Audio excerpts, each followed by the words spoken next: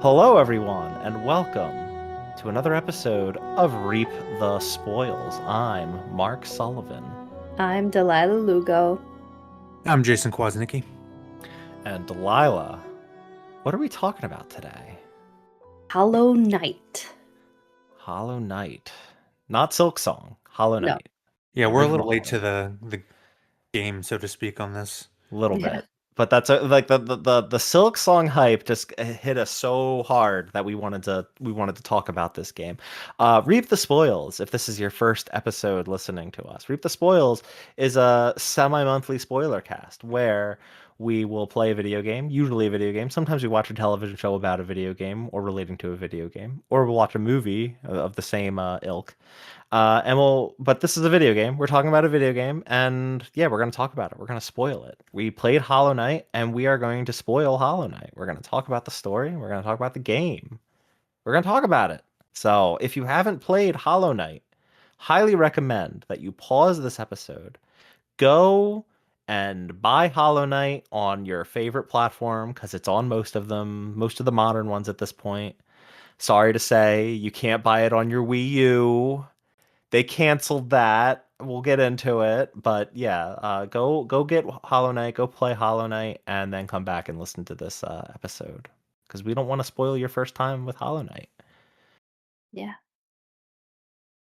You might be listening to this because you had no idea what happened in Hollow Knight, and you need a little bit of understanding. There's probably better things you could listen to for that, but Definitely.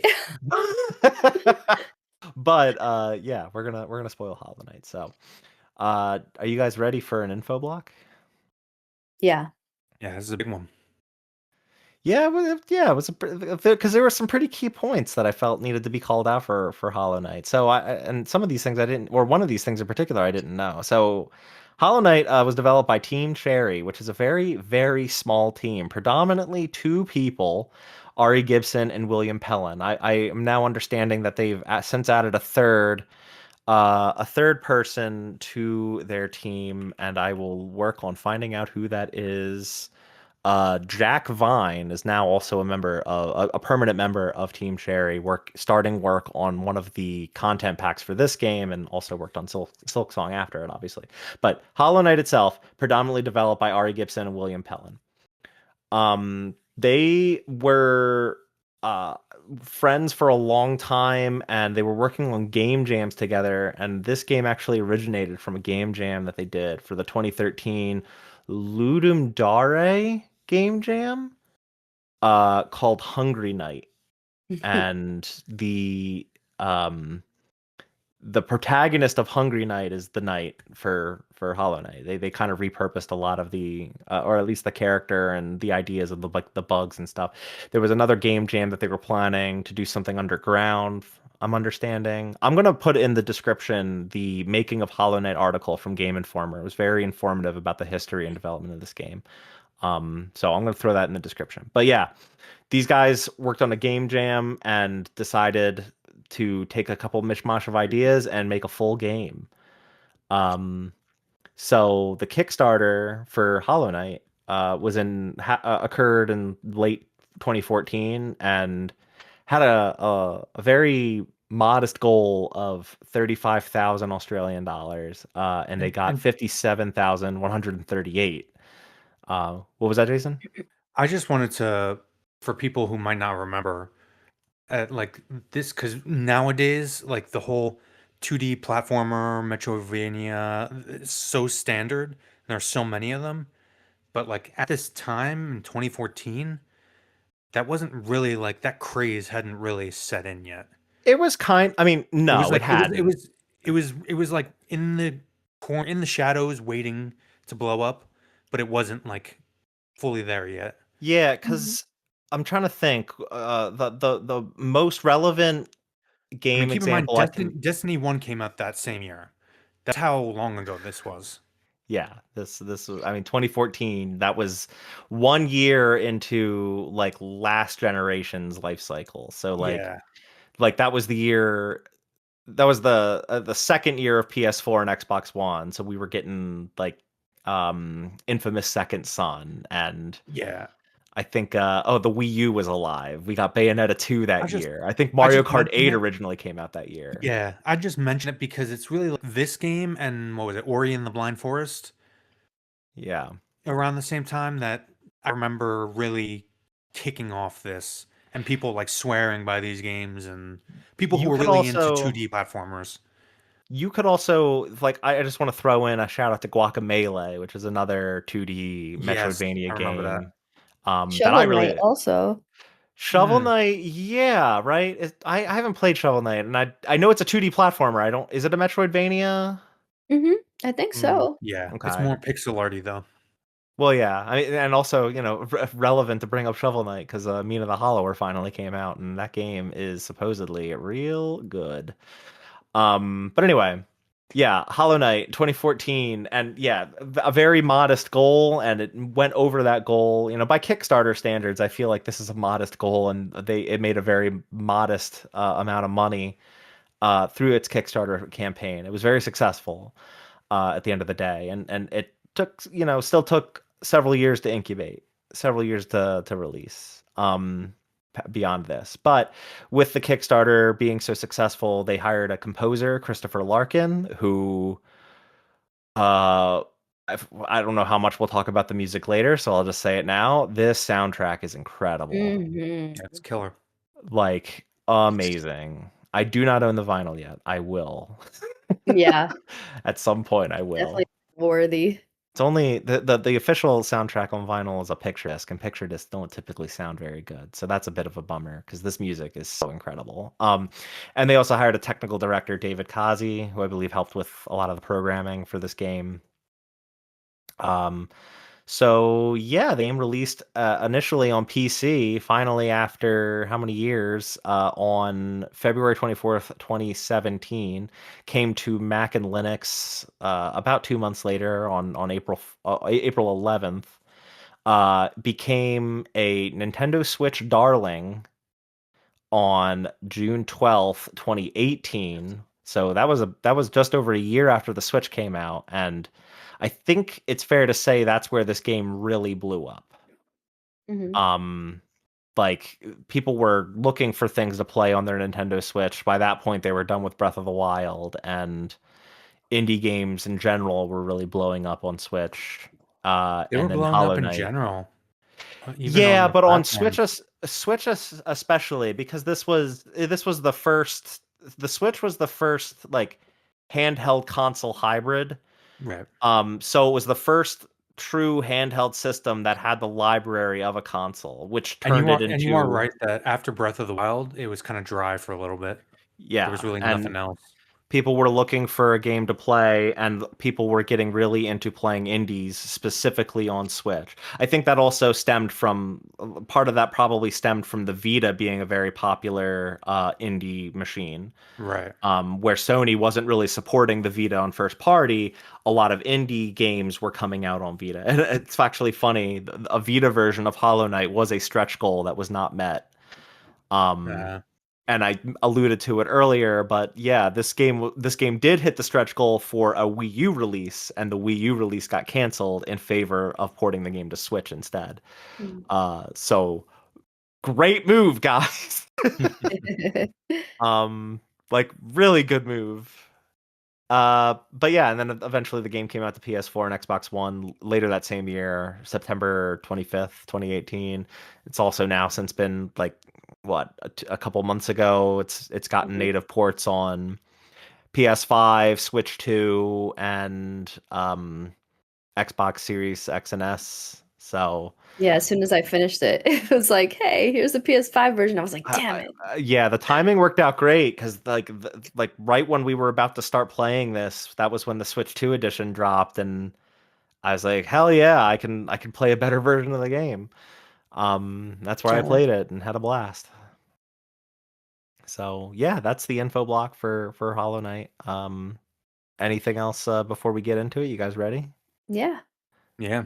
All right. So final spoiler warning: if you haven't played Hollow Knight, go play Hollow Knight and then come back and listen to this episode because we're gonna spoil it. All right. So yeah, what'd you guys think of Hollow Knight? I think this game's a masterpiece.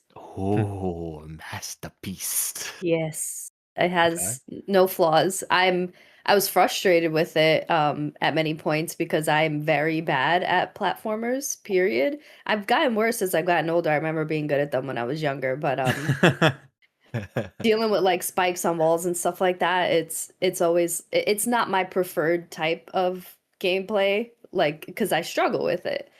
And I persevered through it, and I feel like everything else about this game just outshined it, and any issues I had with the game was a personal problem. Okay. Yeah. Yeah, That's a good start. Let's go to you, Jason. yeah. So I honestly thoughts very similar. I don't know if I would go so far as to call it a flawless masterpiece. Um, I will say up front, I do not like 2D platformers.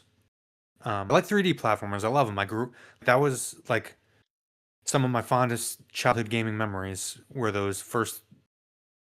Honestly, looking back, not so great 3D, not so great design 3D platformers like Super Mario 64, but they're still fucking legendary, despite their flaws. But Wait, Super Mario 64 is not well designed? it's a Did little you just say clunky that? it's a little clunky when you go back and play Oh, it. oh my god. Well, yeah, because it came out in Yeah, 1996. compared to like I'm saying compare it to like Galaxy, you know. Mhm. You're talking okay. I'm just look, we're talking like really niche degrees. Yeah, I mean, If you're not, we I'd don't say need in to get general, into a whole 3D. discussion. I'd say in general, 3D platformers are inherently, especially ones from the early 3D platforming days in the mid 90s, like they definitely are working against themselves in terms of uh, with time and stuff. You know? I think that's more what I mean is that they don't hold up as well. Yeah. I think you found the wording I was looking for better than I did. Point being that I was really trying to make was that I'm not a huge fan of 2D platformers. That being said, I'm a big fan of Souls-likes and FromSoft games, and so the combat really kept me going in this game, even when I ran into the same problems as Delilah, where the hardest parts of this game for me were the 2D platforming that some sections I just fucking flat out wanted to stop playing because I was so fucking shitty at them. Um, However, I could admit that it was just me being shitty. One thing I will say that I think is an objective flaw is I think some movement options in this game come way too late. They should be introduced earlier. But we can talk about it later. Because Yeah, I'll be the game gets vastly better when you get like basic things like double jump. Like I don't understand why double jump comes in as late as it does in the oh, game. Yeah, I guess so you because can't access certain places. yeah, I because I it get creates it, but challenge, you know? I get it, but the game to me just feels shitty until then. I will say after I finished doing like most of the things I wanted to do in my first run, I did go back and start because I wanted to see the opening cutscene again. I saw it. I actually watched it on a plane. That was when I started the game, and it so much so much time has passed. I've played so much of the game since then. I was like, how the hell did this game even open? So I started a new game just to see that opening cutscene and play the beginning again. And ooh, not having a dash Yes, that is too. brutal. Yes. Like, starting with absolutely no movement abilities is like, how did I live like this? It's an interesting dichotomy where I love the Souls-like formula and getting progressively better at the combat while also more powerful with more abilities feels so good. But for me, collecting all those movement abilities over time and becoming more mobile over the course of the game doesn't feel as good. And Well, again, that's that where might just be a bias because I don't like the that's 2D platformers. well, yeah, and that's where the Metroidvania aspect really comes from. The exploration as well, obviously, but like those two go hand in hand. Like the reason that Metroid formula is now kind of broken out of because let's face it, there's not a ton of Metroid games coming out nowadays. They are. Dread was great. Go play Dread if you haven't played Dread, but like these games are taking that formula of exploring and finding new movement abilities, and that opens up new avenues to exploration, and like that's what makes this game, along with its combat, so compelling. Such a really, I would agree with Delilah, basically a flawless masterpiece. Um, I really like platformers in general, 2D and 3D. Sometimes I used to be a lot worse at 2D platformers than I am now. It's weird. I feel like I kind of have an opposite experience with you guys, where I've gotten better at platformers as I've gotten older. I guess because I've somehow started playing a lot more of them and harder ones. Mm. Like, a There are 3D also just so example. many of them now because it's Yeah, but blown I up. play all of them that come out. Like, I'm overall, we're all fighting against time, so we have to be more selective about the things we play. So it's not like I'm playing every platformer that comes out. I'm pretty selective Right. about the game that I play. But that being said, like, I have gotten better at platformers. You know what I probably really helped was Platinum and Crash 4, because that game was hard as hell. Mm. Um, a 3D game, not a 2D game, but still, that probably helped a lot of my platforming chops get better. Yeah, no, this game, like Hollow Knight, definitely helped me get better at 2D platformers again because I had not played one in such a long time. Yeah. So it definitely had that muscle memory, and my thumbs were killing me. Like I think I developed a new callus from playing that game, especially the Path of Pain. Oh, you did the Path of Pain? Yeah, See, that's I the white. tried it for a Yeah, night and said, "Yeah, I'm good." yeah, yeah. I yeah, maybe I should go back and try it. I just that was a bit much for me. And I don't want anybody to misconstrue me saying I didn't like something for I think it's bad. Like again, while I wouldn't necessarily say flawless masterpiece. I would say a seminal, great game. Definitely in the high nine range. Grayson, it's okay. You hated it. We understand. It's all right. Mhm. No, I fucking loved the I'm combat joking. was super. Like those some of those boss encounters, super nice. Even though like because it's been a minute since I actually played through it. Been a little while before we got to sit down and record it. I still like remember some of those combat encounters and some of the little niche things, some of the little cool things you can find out. Again, it's like a Souls like in that, like the one where you're in the tower and you can jump up and it doesn't even tell you or really point it out, but if you experiment, you can knock down one of the chandeliers hanging from the ceiling that looks like it's just a background object, but Mhm. you can fucking damage the enemy and affect the proceeding of the fight with it. Just cool shit like that. Oh, I don't Again, think I knew very that. very Souls like. Hmm. Yeah, and it's interesting because, like, reading through this making of Hollow Knight article, like, they don't mention From Software or Souls games at all as influences for this game.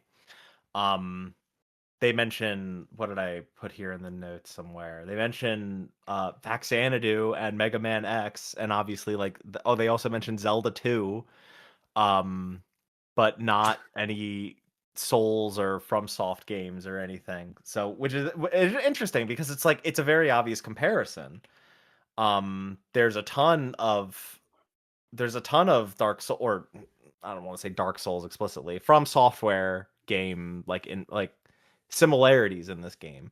Not even just that combat hard, but just the idea of having to go back and retrieve the currency you're collecting, that is, like, not even used to level up. It really is just used as a currency.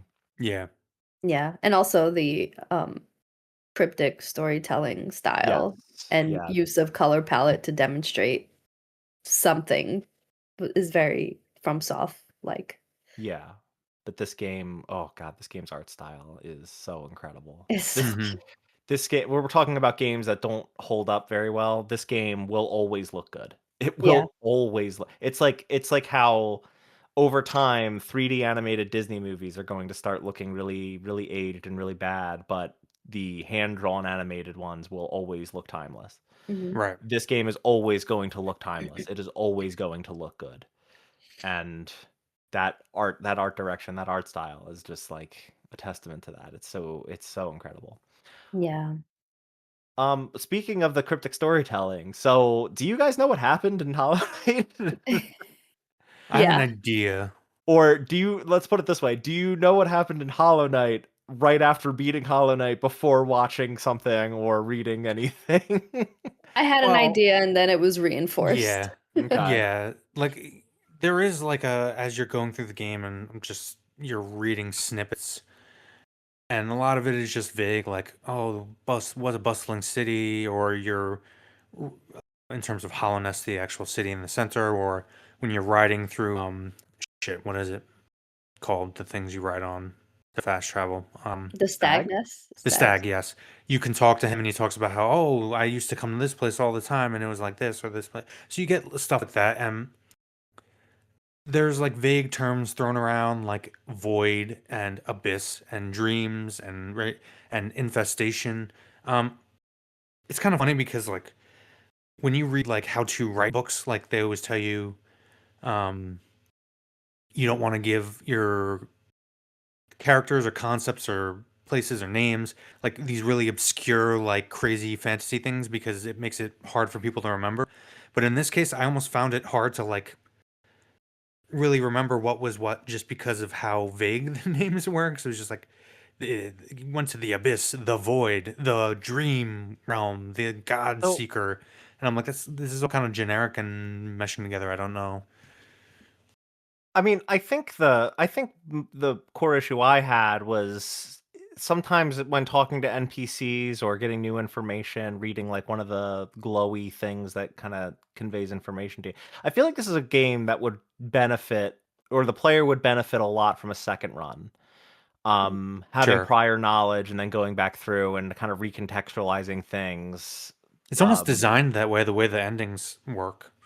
well, you can get all the endings on a single run. Right, that's what I mean. Yeah. Yeah, but like replaying the game with that context of what you just had, it'll start to seeing an NPC say something to you, especially because the NPC dialogue changes as the game progresses, especially after if once you get the first ending and you go on the quest to get the King Soul and then the Void Heart and stuff, like Right. dialogue changes. So like And it's honestly, not it's like you can not just that go back and complex. talk to someone and get the same dialogue, you know? Sorry, go ahead, Jason. All I was gonna say, it's honestly not that complex once you watch a video like that just explains It's it. not that Like, complex once someone explains it to you. well, what I mean to say is that like as an avid fantasy reader, I've seen this story before like dozens of times. Like it's just a basic binary like dream void and something's getting invested and basic theme of like Well, not I tampering with think it's nature and humbling yourself and not trying to fight the natural process of things. So it, it's a story that's been told. And it doesn't mean it's bad. I'm just saying it's not as crazy in depth as it might seem at first. no, but I think it's overall a pretty simple story. I think the way it's conveyed is what makes it complex and what makes it Sure. compelling. And I think it also is a little more complex than, especially Jason, did you only do the first ending? Yeah. So Yeah. full disclosure up front, I did the first ending and then I fumbled and fucked around and I'm just an idiot and I couldn't figure out like how to get places. And I literally spent hours trying to like figure out what I was supposed to do to get more endings. Because at that point I hadn't read or looked up any videos, or I was Okay. trying to like be pure about it. Yeah, at that point you have to like Yeah, I think it's like Yeah.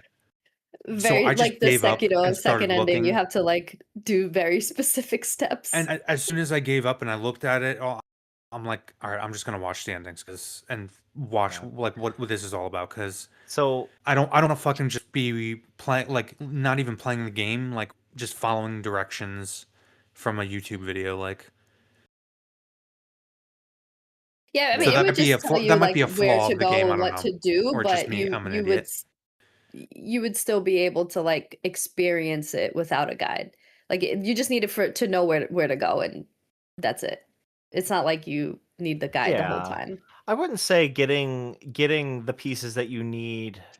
It's like if there were just a little bit of direction to get you started on that journey. But this is also a game that does benefit, and my wife was telling me to use the map markers, and I ignored her, and I really wish I had used the map markers, because then maybe if I did, I wouldn't have had to look as much stuff up after beating the game for the first time that I actually wound up having to That's do. another thing that really just this is a very small thing. Why the fuck do you need to waste a charm slot just to know where the fuck you are on the map?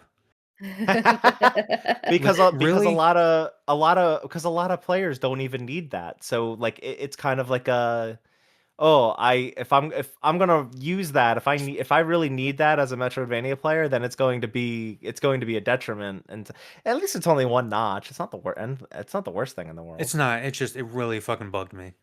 it Bugged. It it really bugged me bugged in the you. It really beginning. Yeah, bugged you. Hey, look at that. It because you really already bugged have me in to the unlock the beginning map. too. But You I already have think to towards unlock the the map, and I end, feel like yeah. like when you get to really like you've already backtracked at a certain point, I found myself not needing it at all, which Yeah, felt kind of nice. that's the I thing, was is like, you're yeah, I also don't going need you through. anymore. Like you're going through the environment so many times, like you do start to just memorize them. Yeah, at a certain point you probably don't need the compass equipped. So I don't know, like, and I generally really enjoy Metroidvania designs, but again, like I feel so much more comfortable in the 3D environment. Like I could say that about like Dark Souls in terms of memorizing the layouts and maps. Um, by the end of the game, just knowing how like where all the shortcuts are, how to fucking navigate every section of every area. But for some reason here, it just for me it blends together, and maybe it's just getting old and the 2D. Even though it's beautiful, like the designs are gorgeous, like you said, Mark, it will age like fine wine. Um, it just I never like it never became like secondhand. I guess it was for you guys. And again, it just might be a bias that I don't really play games like this or like the 2D platformers. I also But it, just did everything. So yeah, at that that yeah, point, too. like I had no choice but to know. yeah.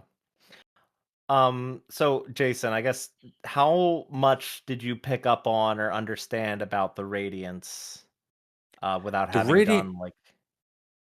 the radiant. So what I understood, um, before looking anything up, Hmm. like I understood, like okay, the king and the queen, like they were in the infestation and it taken over Hallownest, and the king creates this vessel that like kind of keeps things in stasis. So like Right. the infection doesn't spread, but like things aren't getting better. And so like and then of course Hornet is kind of saying you like, hey, there are like two paths. Like you can either just keep it in stasis or you can take the harder path and face the infestation head on. Even though I never actually got that ending, I don't know how I fucked that up.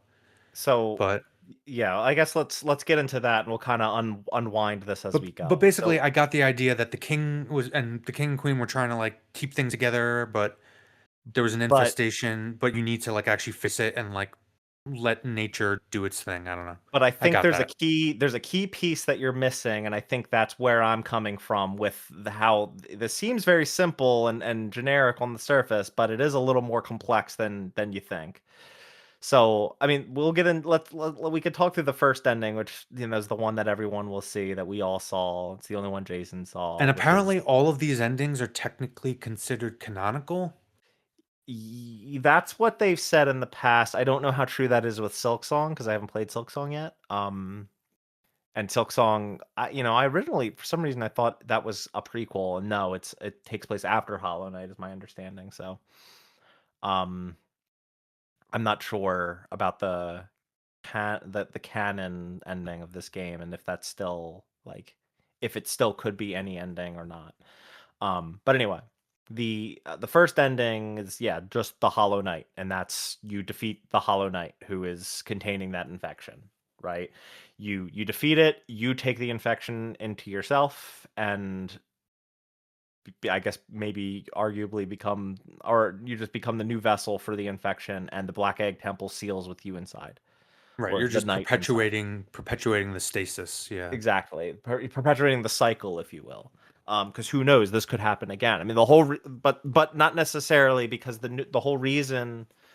And at Um, that ending, you don't know where the knight, the vessel came from. You don't have all that info. I don't think at that point. I don't recall when you start finding out certain things about the knight's origins. It might not be and it might not be until you start going after the other endings because that requires the void heart. Right. So, but at the end of the day, yeah, like you're not really, I guess perpetuating the cycle is not the right way to put it because the whole reason, well, you know what? I'm going to put a pin in that. We'll get to it. Because I feel like at this point we might not know a ton about the infection yet. I can't honestly remember when and where you get these bits of information. So, ending 2, in order to get the other endings, you need to do like a whole bunch of shit. I don't remember where. I think you find the queen. Where do you get the 2 halves of the king soul? All right, we're gonna find this out You get real one quick. from Well, the queen is in the garden. There's like a path, I think, through the yeah. garden In the to like a queen's little cave. garden. Yeah, to like a Okay. little cave she's in. Okay, so you get the first half from her, and then you get the other half from the White Palace. Fuck that Yeah. place.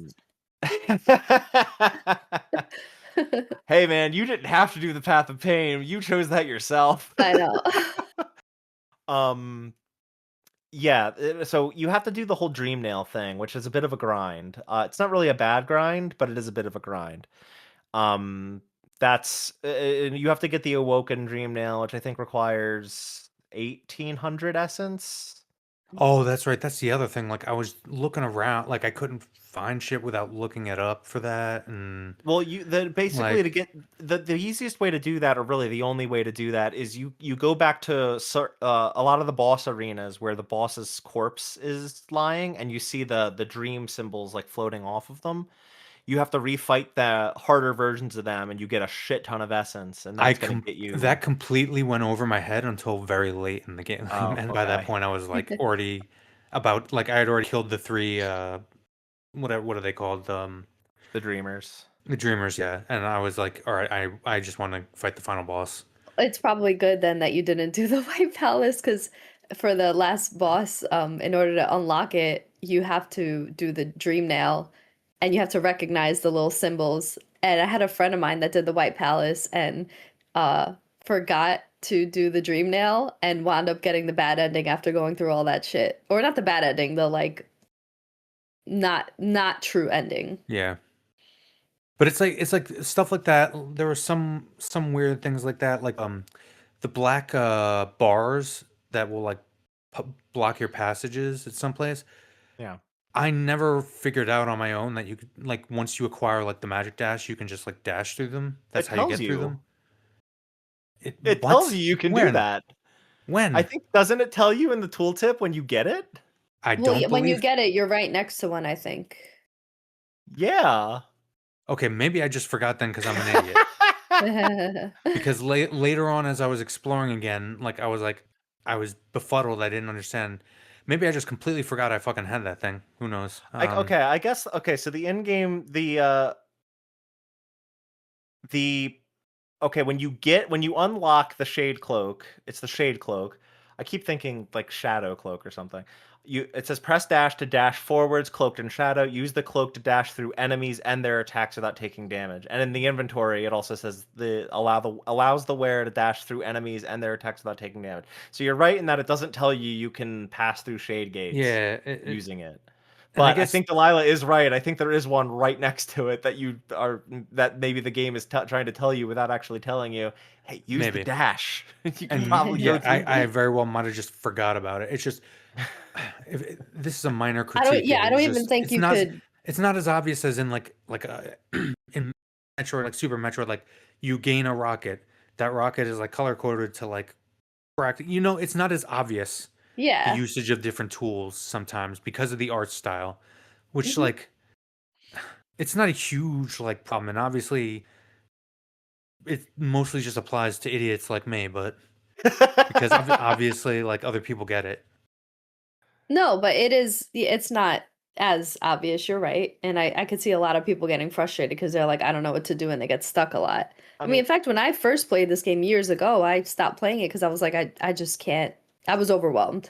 like with I didn't know where to go, and already not liking platformers, I was like, maybe this game isn't for me. But then I went back to it and I was like, what the fuck was wrong with me? Well, it's funny because we opened this episode or talked really early in this episode about other Metroidvanias around the time that the Kickstarter was for this game was coming out, and those like Ori and like Guacamelee, right? And those games, they're Metroidvanias, but they're pretty direct in where you need to go. And this is much more like classic Metroid in that it is not gonna hold your hand in terms of directing you where to go. Sure. Like, And that's why it's beloved by so many who are into I that. mean, Yeah. I think it's great because it really encourages that exploration. You got to figure it out yourself, and like it opens things up to like Like I was telling you guys, Jason, when you were talking about you were having trouble with that bridge that leads to the City of Tears. I got to the City of Tears a completely different Yeah. way and went through a Hmm. whole bunch of other shit like to get there. I went through Deep Nest and Ancient Base. I took the tram from Deep Nest to Ancient Basin to Yeah. Kingdom's Edge and like Yeah, yeah. putzed around Kingdom's Edge until I accidentally stumbled into a completely hidden Hmm. back door entrance to King Station, which then leads you to City of Tears. Yeah, which And I was you like, then this seems like a really discover. weird way to get Yeah. to this place. Amazing level design. I I, love I Sure. it. mean, I don't even know what kind of sequence, because you're talking about like certain power-ups you can't get until way later in the game. I wonder if you can get them earlier and you just missed them, Probably. because I it's probably very easy to do that. You can probably sequence break in this game. We probably accidentally did in some ways we didn't even know. Yeah, Oh, I that's had true. no doubt. I had no doubt that, and again, I'm gonna try to be specific to what is just my personal experience versus objective criticism, um, so as not to sound like I'm coming down hard on this game because, like I said at the beginning, while I might not say flawless masterpiece, pretty damn close. Like this is a very, very, very good game. Mm. High 9 rating. Oh wow. Early It Klosnicki rating. despite my Spoilers. despite my distaste for like 2D platforming and such, Yeah. and it's not that I don't like the exploration. Um, I don't know. I just prefer it in the 3D realm, I guess. And I love doing this shit in fucking Dark Souls or I Elden mean, Ring or Bloodborne. yeah, it has that same feeling where like you come out of a certain location and then all of a sudden you're back in a previous location and you unlock a shortcut to be able to go back and forth through there. It's so cool. Like I just love that. And I think that had the game had more obvious like visual cues or whatever the case to like get to certain places, it wouldn't have had that effect. Like, oh my gosh, all of a sudden I'm back in Greenway. What? I haven't been in this place for how long? And there's this like secret shortcut to get there that I had no idea existed. I think it really boils down to the map for me. Just because the 2D, the areas are so large, and for so long in a map, it will be relatively similar looking, and it's 2D that it started to kind of fade together for me. So the fact that it doesn't automatically mark you on your map once you unlock it, kind of, the map itself is also shrunk down and not very detailed. So Oh, it you got zoom. That's when disoriented you for just me. zoom into it and look around. Did Okay, you so not I'm know you just a could zoom fucking in? idiot because I didn't even know you could zoom in on the map. Yeah. Yeah. That, oh my gosh, that must have been so difficult for you then if you didn't zoom in, because then you could see like the little secret paths or like what areas you missed and stuff. Yeah. I Like love when you that. open the map screen, it has like just blocks of the areas, but then if you just click it, it will zoom in and let you look around the entire map with all the pathways and rooms and stuff. I don't remember, but I remember zooming in, but not that much Oh, that it gave like yeah. every single well, like it wouldn't give every single window, like it would just give a general like block of this area Well, and that yeah, area. Yeah. like a room could have a bunch of platforms and like pathways and stuff. It's not just like a straight No, room yeah, or yeah, yeah. anything, but the map will present it that way.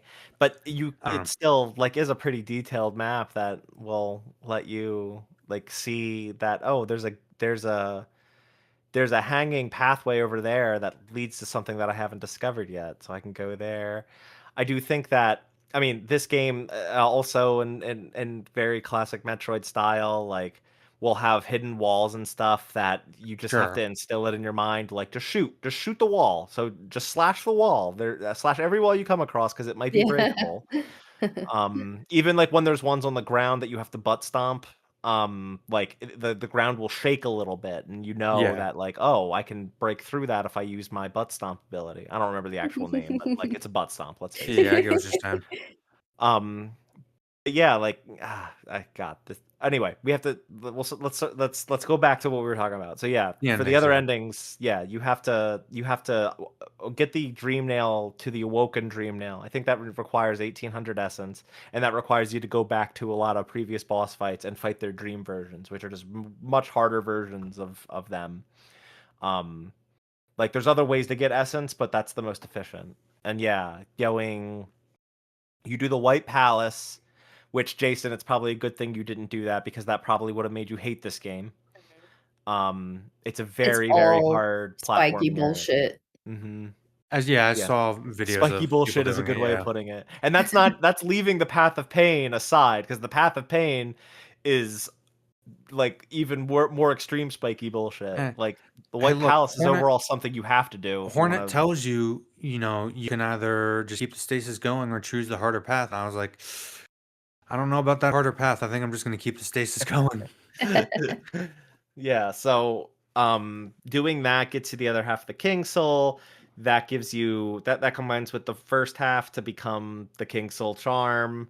That has some benefits, but then you're supposed to go back to the Abyss. In the Abyss, you turn the King Soul into oh, and the King Soul brands you the new king of Hallownest because the Pale King is left. He Right. he abandoned Hallownest, so Great you become father. the new king. Yeah, right. Just leaving it. He went to go get cigarettes in another bug kingdom. And at this point, Um, you've already, right? Do you have access to the abyss to see that, like, the egg that you hatched from? don't you? Because I think you go to the abyss. You can go to the abyss before you have the king soul to get the void So heart. basically, you discover that you are a vessel, um, like the Hollow Knight, but Yeah. with the potential to be even stronger than the Hollow Knight. Basically, is what it Well, implies. so here's where we start getting into the radiance, right? So and what we come to find. This is similar to another game that we've covered, but I don't want to mention that game because I don't want to spoil that game for people that might not have played that game. It's Where similar to a very recent game that was very big if when you think about it, but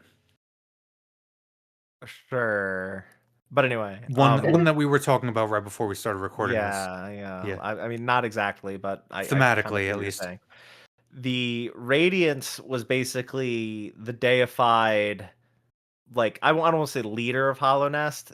The Radiance was a moth lady that everyone worshipped, everyone revered her, and when the Pale King came, he took all those followers. Everyone started revering the Pale King, and the radiance started to fade and kind of faded into obscurity, but kind of remained in the memories and dreams of some of the bugs in Hallownest. And that's where this whole infection thing comes in. The infection stems from the radiance remaining in the dream realm and starting to like kind of um I guess establish her dominance and try to stay relevant as a god Mhm. in in this world. Right. And in order to stop this infection, that's where the void comes in. That's where the radiance is largely portrayed as the light figure, and the pale Yeah, king, the it's like void, the darkness figure. they refer to like the whiteness and the light as like soul and dream, whereas the void, obviously the void is just black. Those are kind of like, Yeah. and the abyss black, and it's kind of like those are like the two opposing energy forces in this world. Right. And Because like the one area you go through with all like the wizards and shit, they're like experimenting with the soul, the white energy Yeah. power, and they get yeah. corrupted by it. Whereas you go down, the deeper you go down in the levels, you start getting into the abyss, you see more void shit. Hmm. And so it seems like these are like the two opposing energy. But as you were just Yeah, pointing out, it's light, it's darkness, it's just yeah, different terms.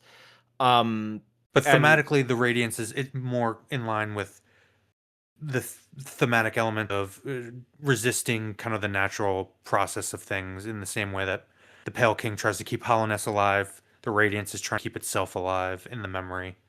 well, I think they both I mean, yeah, I guess really the Radiance is just trying to keep itself alive, right? And it can only do so by forcing people to believe in it, by turning them into mindless worship bots, I guess, or worship bugs.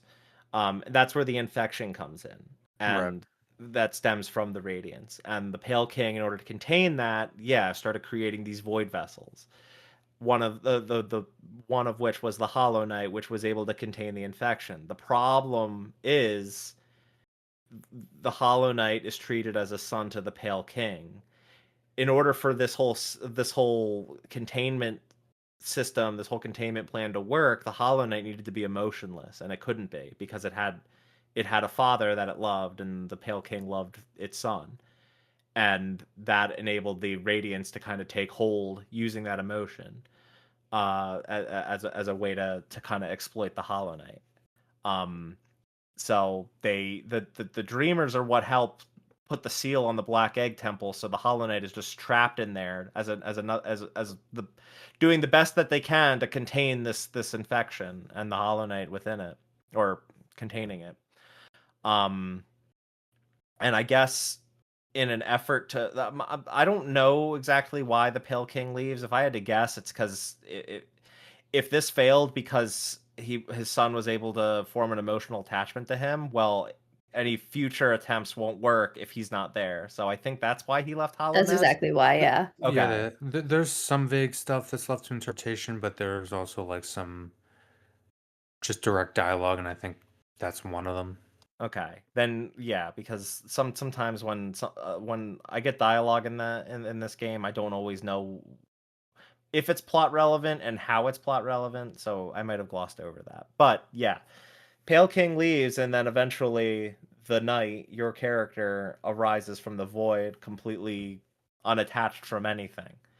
And that's ultimately why when we get to ending two, uh, and ending three, after you get the Void Heart, turn the King Soul into the Void Heart, which is it's a charm that does nothing, but it also takes up no slots.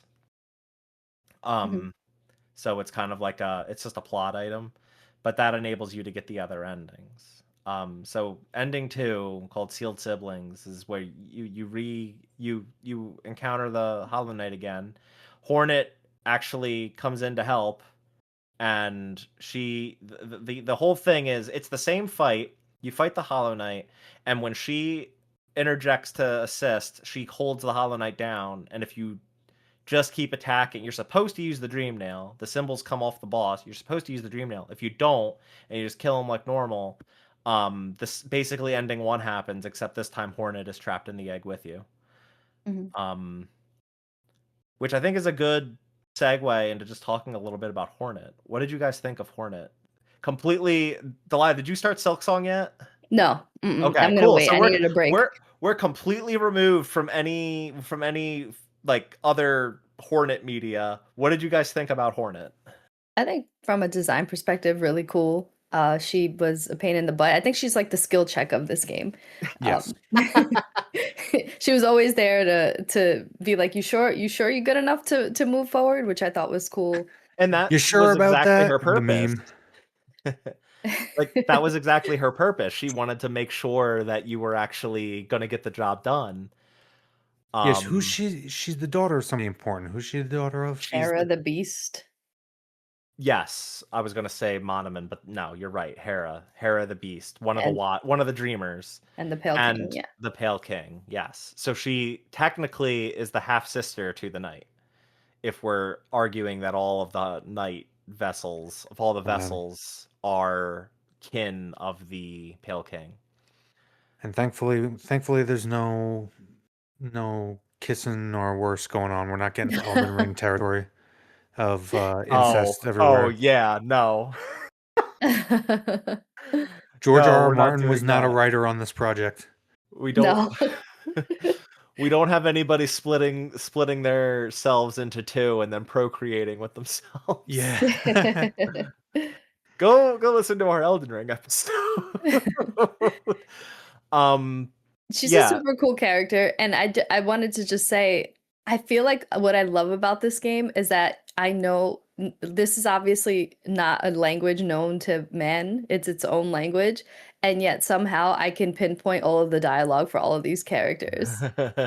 Right, like that's probably the thing I love the most about the world and everything, and we'll talk about it, is just some of the side characters back at the village and how like I just came to I could just hear the sound when the dialogue comes up, and you can just tell from the inflections and the emotions, like da da da da da da da. Like, Yeah, oh, Bumpanada. I know that's Conifer at the shop. Like, Babanada. yeah, Babarada, yeah. You walk into the other guy that can sell you shards, and you immediately talk to him, and he's like, "Patamaggio!" It's like walking into fucking Something Katie and I quote all the time now. I love it's like it. it's like walking into a bunch of shops in like Mos Eisley Airport or Starport in Star Wars. Like, Yeah.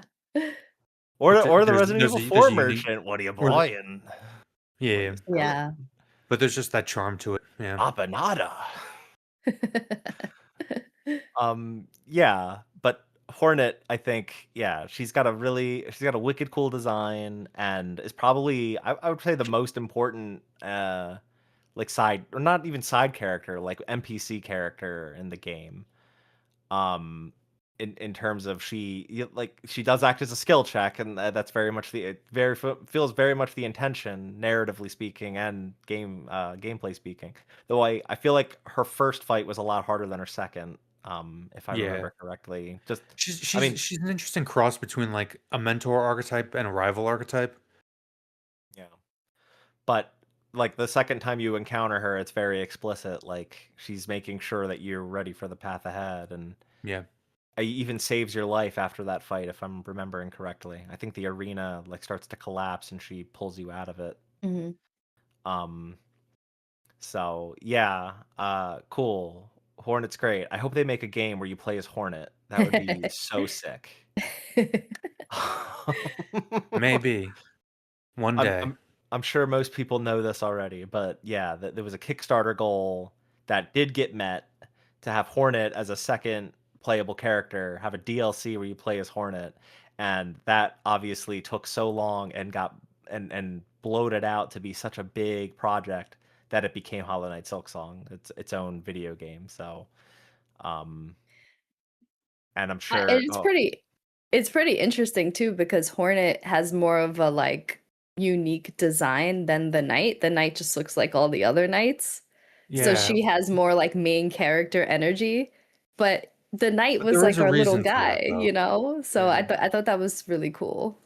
And I think there is a reason for that. You point out he's like a little guy. I think it's supposed to be that way, to imply like everybody's kind of underestimating him, um, and his yeah. potential.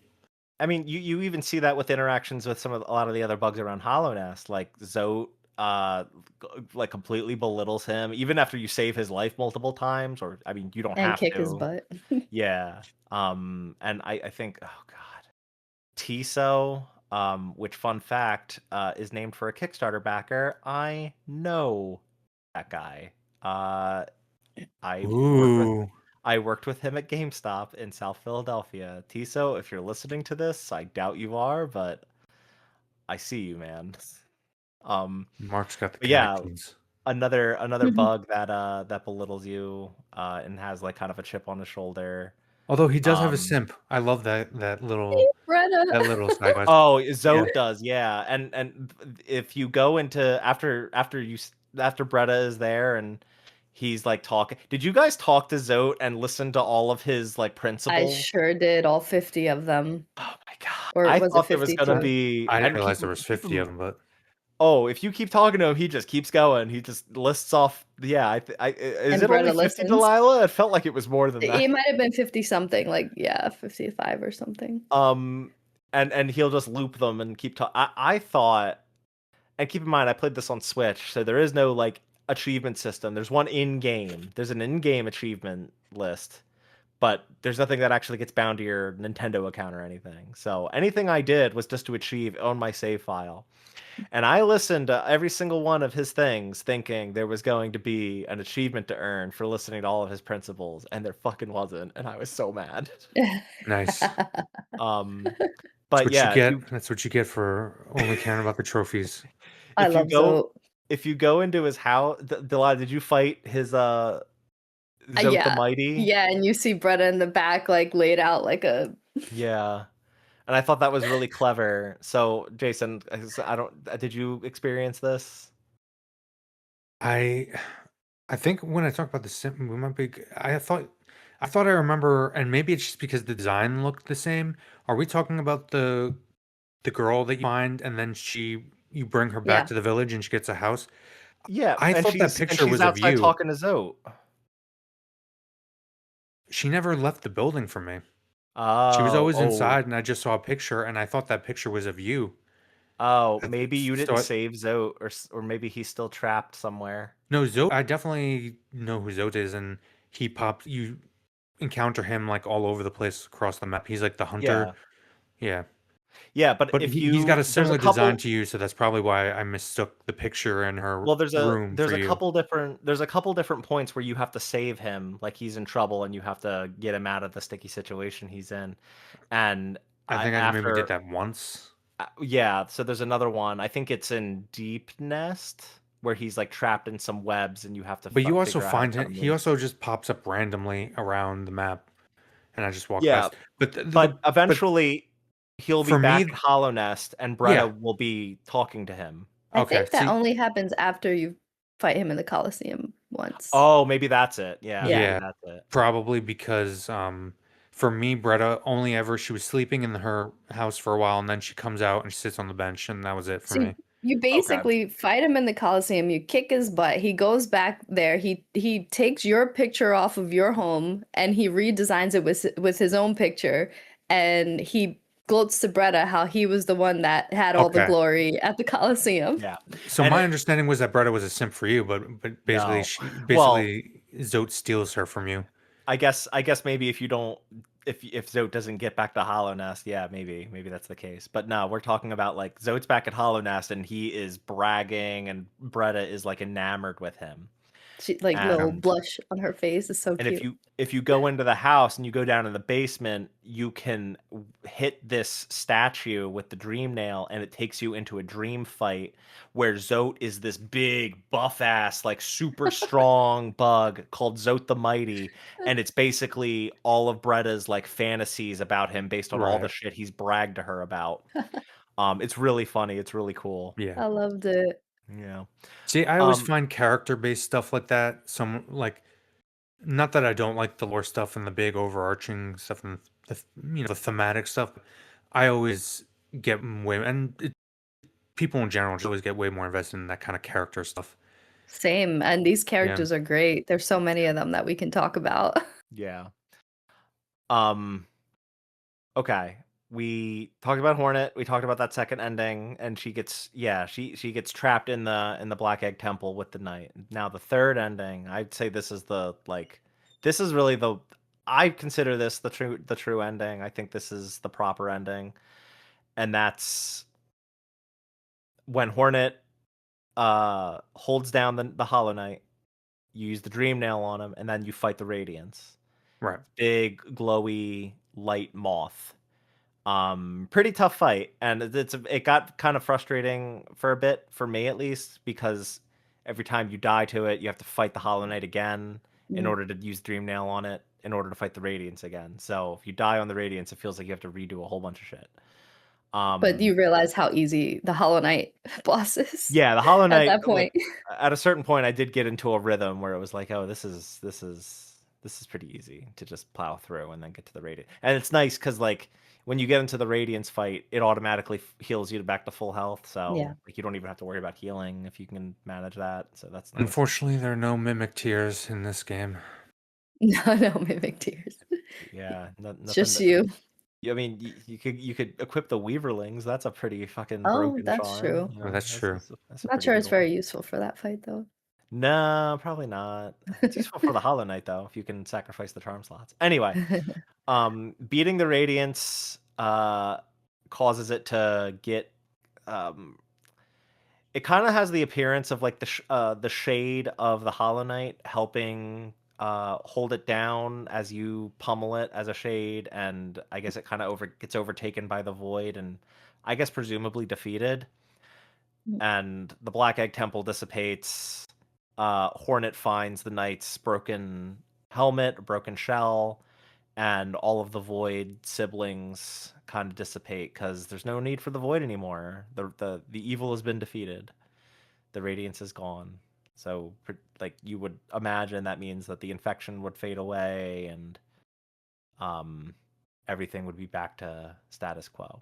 Yeah. So really you can look at this plot as a deity that starts to fade trying to stay relevant, and um this the leader of the kingdom that really came in and took it from that deity, from the radiance, also trying to maintain his own dominance, but also not really, because it's mostly him trying to protect his people, protect the people from it, and he even pieces out and kind of abandons it. It's like it almost feels like everyone has their intentions and they have the best of intentions for what they want, but no one's really good in this conflict. Yeah. Yeah.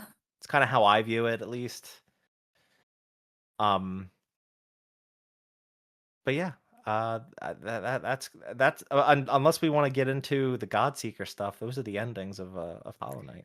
Oh, yeah, I didn't do any of that, did you? I tried the first Pantheon once, and I That's the area with died all the in the final headstones boss. in the waterfall, right? Mm, No, no, that's like a separate thing. that's Okay.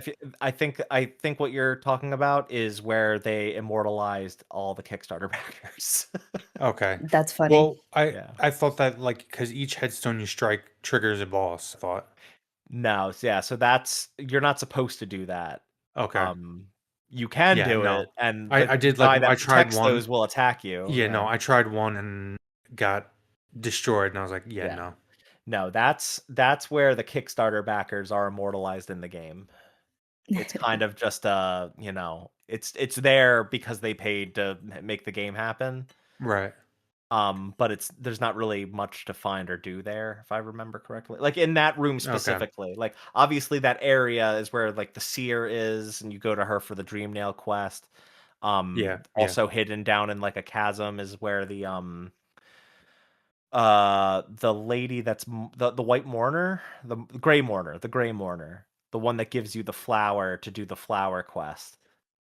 Right. You're talking Um about the flower that you give to the god, or you can give to the god seeker, You right? can give that, yeah. Well, Yeah. the main portion or the main quest that she's there for is to take it all the way across the map over to the Queen's Gardens, uh, to a headstone where I think her son lays dead, and she just gives you a either a soul fragment or a skull fragment. I can't remember which one.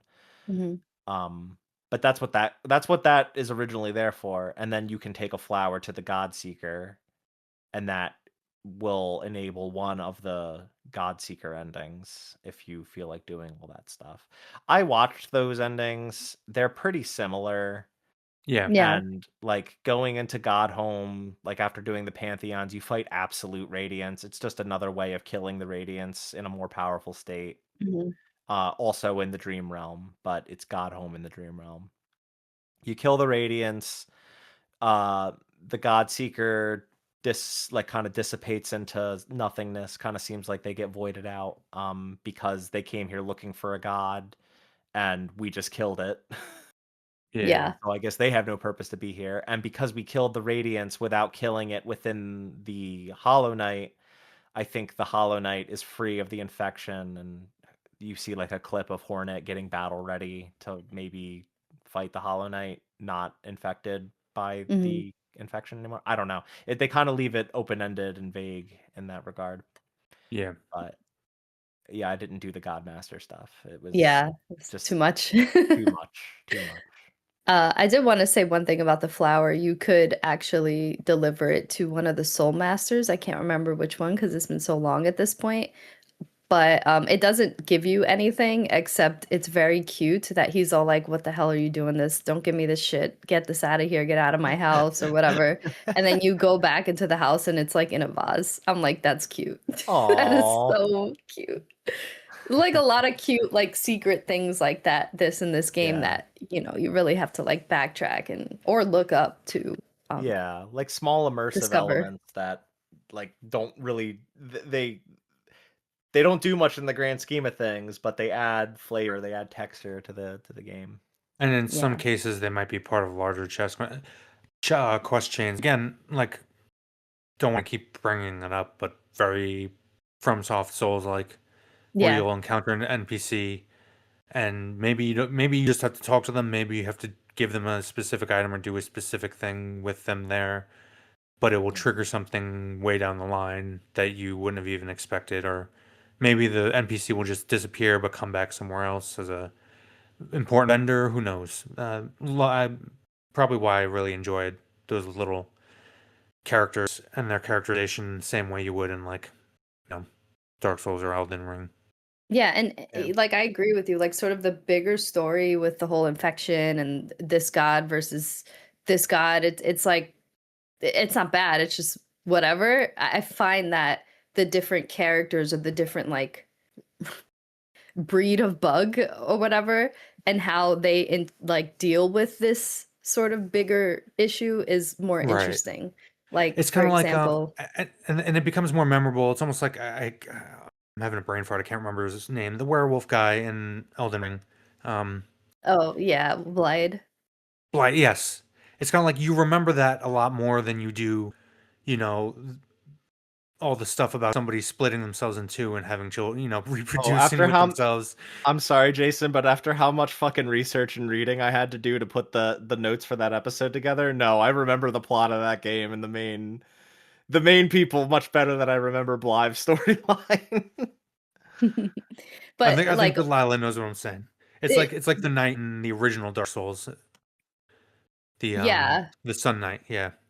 Mm-hmm. Yeah, no, Solaire? just these like yeah, Yes. Solaire. Yeah. Um, and one of the examples in Hollow Knight that stood out to me was with the mantis. Yeah. People, creatures, bugs, the Yeah. mantis bugs, how like they all didn't like were just staying away from everything and wanted to just have their own little society and not be bothered. And they were super strong. They didn't need any infection to be stronger than they already were. And there was one mantis who was the mantis lord that was like, I want this infection. I want to be stronger than I am already. And he winds up like becoming unfortunately dumb because they're actually one of the smarter bugs and you have to kick his butt. And if you do Cloth's quest line, which I love, it becomes an even more emotional fight. But I just think that's really cool. Like none of the mantises wanted to mess with this infection or wanted to be involved in anything that was going on in the conflict. And here was one that was like, nope, I'm getting involved. Yeah, And it's it like they got became their a own really cool culture and boss fight. background. Yeah. I really liked after you beat what was it, the Mantis Lord's boss fight? Uh, like the one with where the you have to fight the three on Oh, the that were sitting. Mantis sisters? Yeah, that's Yeah. that's the trial one. I think she's talking about the Yeah. Mantis Lord. It's a different No, fight. yeah, I just couldn't remember what that fight was called, but I really liked how completing that all the mantises in the Mantis Village become non-hostile toward you. Yeah. They They've Yeah. just earned like their bow. respect. I think Hmm. that's a Right. very like that's It's another like just part of like their really culture. Yeah, cool. it's like a warrior culture thing. Yeah. Yeah, and it's just like a very cool like it's a cool like subversive touch to that like completing that fight. You yeah, it's just it's neat. Yeah, very cool. Oh, and you mentioned before about the Pale King and why he went to the White Palace. I think he was just a pussy. Like, I think he just, when things got difficult, he just wanted to like hide out and not be bothered. But I do Yeah. think there was some Daddy went element. out for cigarettes and milk. Yeah. Yeah. I do think there was some element of him not wanting the Hollow Knight to not have emotion to be able to hold back the infection. Mm. But he created like those idols so that people could still worship him even though he was nowhere to be found.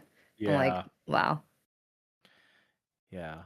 Um, you sent over, and I did read it, the that Quirrell comic, Oh yeah. and like it was cute and fun to like to see like a comic about about a kind of a character that didn't get a ton of time in the game, but I don't remember there really being anything huge or grandiose in that other than just him being kind of looking for his own purpose when coming to Hallownest. And even encountering Hornet, who kind of did the same thing she did to the knight to kind Yeah. of test them and see like, are you the worthy one? Are you Hmm. gonna be able to do the thing? Um, but yeah, I, Quirrell. I mean, Quirrell was an interesting character to just come across. He was very kind of inquisitive and um, what's the word I'm looking for? Introspective, I guess you could say. mhm. Yeah, Did you have any? he Go was ahead. really I mean the comic I agree was just a simple little story of him coming to Hallownest and what that was like for him, and the fact that he like commits suicide in the game is like, I don't know, I felt like I needed maybe to see Quirrell again. Maybe that's why I wanted you guys to read the comics, because I was like, oh no, like he was the homie. He came and like when he showed up during that boss fight, I forgot what the boss fight's called. It was like the big jellyfish. I was like, man, this is so cool. I didn't expect him to show up. And Oh yeah, I again, Yeah. forgot about that. Yeah, yeah. the language, Mikio, seru na seroket. I'm like, this is so cute. Like I love this little guy. And like you said, he was very introspective. At the end, he just wanted to like sit by the lake, and then eventually he was You like, almost wish they would make, of all the cool video or well, mixture of cool and bad video game things they've been doing recently in terms of video media, you almost wish they would do a hand-drawn animated feature, but like have those voices with the same language but subtitled. yeah. Maybe now that Silk Song is finally out. Well, no, they're working on the DLC, so never mind. Well, it's Oh. the unfortunate reality is that like hand-drawn animation is extremely rare because it's extremely expensive and CG is so Well, much cheaper. And faster too, but I Yeah, and mean, look, faster. and look how long like Silk Song, it's retaining a lot of the same art design sensibilities that Hollow Knight did, and look how long that game took to develop and release. Like, yeah, hand drawn animation is hard work. Same with Cuphead. Um, Yeah. yeah, yeah. Um, yeah, yeah. Just to go back to Quirrell, yeah, that area was when you were going to Monoman, the teacher, that dreamer, and that's because he is her apprentice. Mm. And I think his whole he he found his purpose was to uh was it to keep her in her like sleeping state or whatever, kind of her protector after she agreed to go to sleep to keep the temple sealed. Maybe Wait, I'm who? misremembering. Quirrell. Oh, Like okay. Quirrell was meant to keep Monoman safe while she was sleeping or something Mhm. along those lines. Yeah, Um, I don't remember. okay, I might be Yeah, misremembering or sorry. misunderstanding that. No, it's I fine. I'm also just realizing, I'm sorry, it's like going back to something we were talking about. Jason was thinking of Salubra, not Bretta. I forgot that the knight did have a simp, and it is Yeah. Salubra. And she just chills on Oh! the bench with you. Yeah. No, she She rests in bed. 100%. You rescue her from what is on the bottom left hand No, side. It's you like do the rescue Bretta. Salubra's just sitting in a shack, and she's the one she's the like the big bug lady that's like, "Ooh." Yeah, and she sells, And she's a vendor. she sells you charms and charm slots. She So has like big lips. Okay. Maybe I thought you were no. talking about that I'm thinking character. about the one whose house is on the right hand side, all the way on the right hand yeah, side of the village. I think he is talking about Bretta, Yeah, I think Oh, I'm just okay. confusing it because I did not still progress her story far enough. still good calling out Salubra because But she's yes, another fun I know who one. Salubro, the one that is on the left hand side all the way. She's no, Because she's I did get another vendor that was on the left hand side. Yeah. She's the one that's down in Forgotten and or Infected Crossroads, like all the way in the bottom right. And she's got like a Mhm. little hut. There's a bench right outside of her hut. And Oh she's yes, like yes, the yes, yes, big pink lady that kind of has yes. like Charm. like a Yes. Yeah, and Yeah, she yeah, sells she sells charms and charm charms, yeah. slots. Yeah, I know. And if you get every charm in the game and go back to her, you can buy her blessing, which will, when you rest at a bench, she will appear above you and fill your soul for you. Yeah, she basically stalks you. Yeah.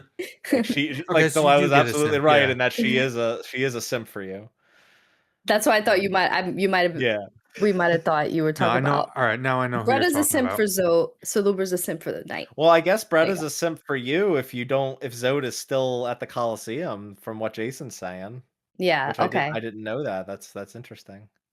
I Yeah. think that might have been the last place I saw Zote. I saw him like 4 or 5 times, just all in different places. But Did you guys do Coliseum stuff?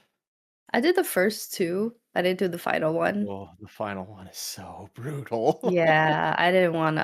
I was like, I love this game. I wanna love it. I feel It like this took is gonna piss me me off. it took me so You did Path of Pain, but you didn't do No, Trial of the Fool? I tried the Path of Pain. I didn't. I took a Oh, stab. Yeah. I thought you did do it. No. No. No. Okay. No. Okay. All right. Okay. I took a stab at it too. I thought you were saying you completed Path of Pain. All right, No. we're I back.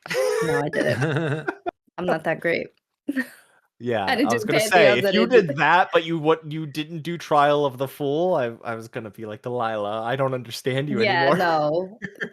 I like the combat way more than yeah, the Yeah. platforming in this game. Okay. So like That makes a I lot more was sense willing to now. do the combat and the boss fights over and over and over again, even if it got frustrating. And feel extremely satisfied once I beat it. I did not feel the Mhm. same way doing the platforming over and over and over yeah. again.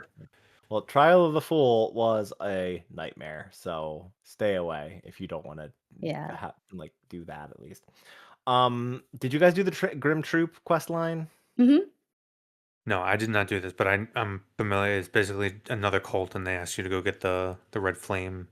Yeah, I feel like overall it was the most like disconnected side quest line. Like it It was a very much DLC felt. one, wasn't it? Yeah. Yeah, and it's weird calling these things DLC because it's like I feel like DLC has like this insinuation that it's something you have to go out of your way to like download and or to buy and download. I Expansion? I believe don't know. I believe all of the things were just content packs and they just pushed out an update to the game and it's just like this is in the game now.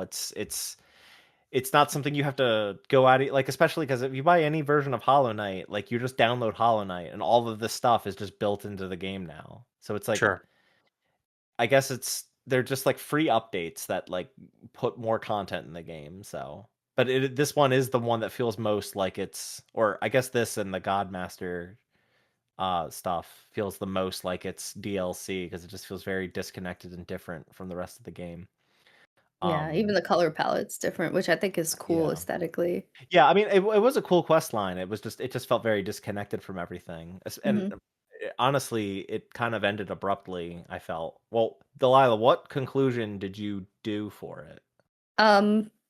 Basically, I got the one.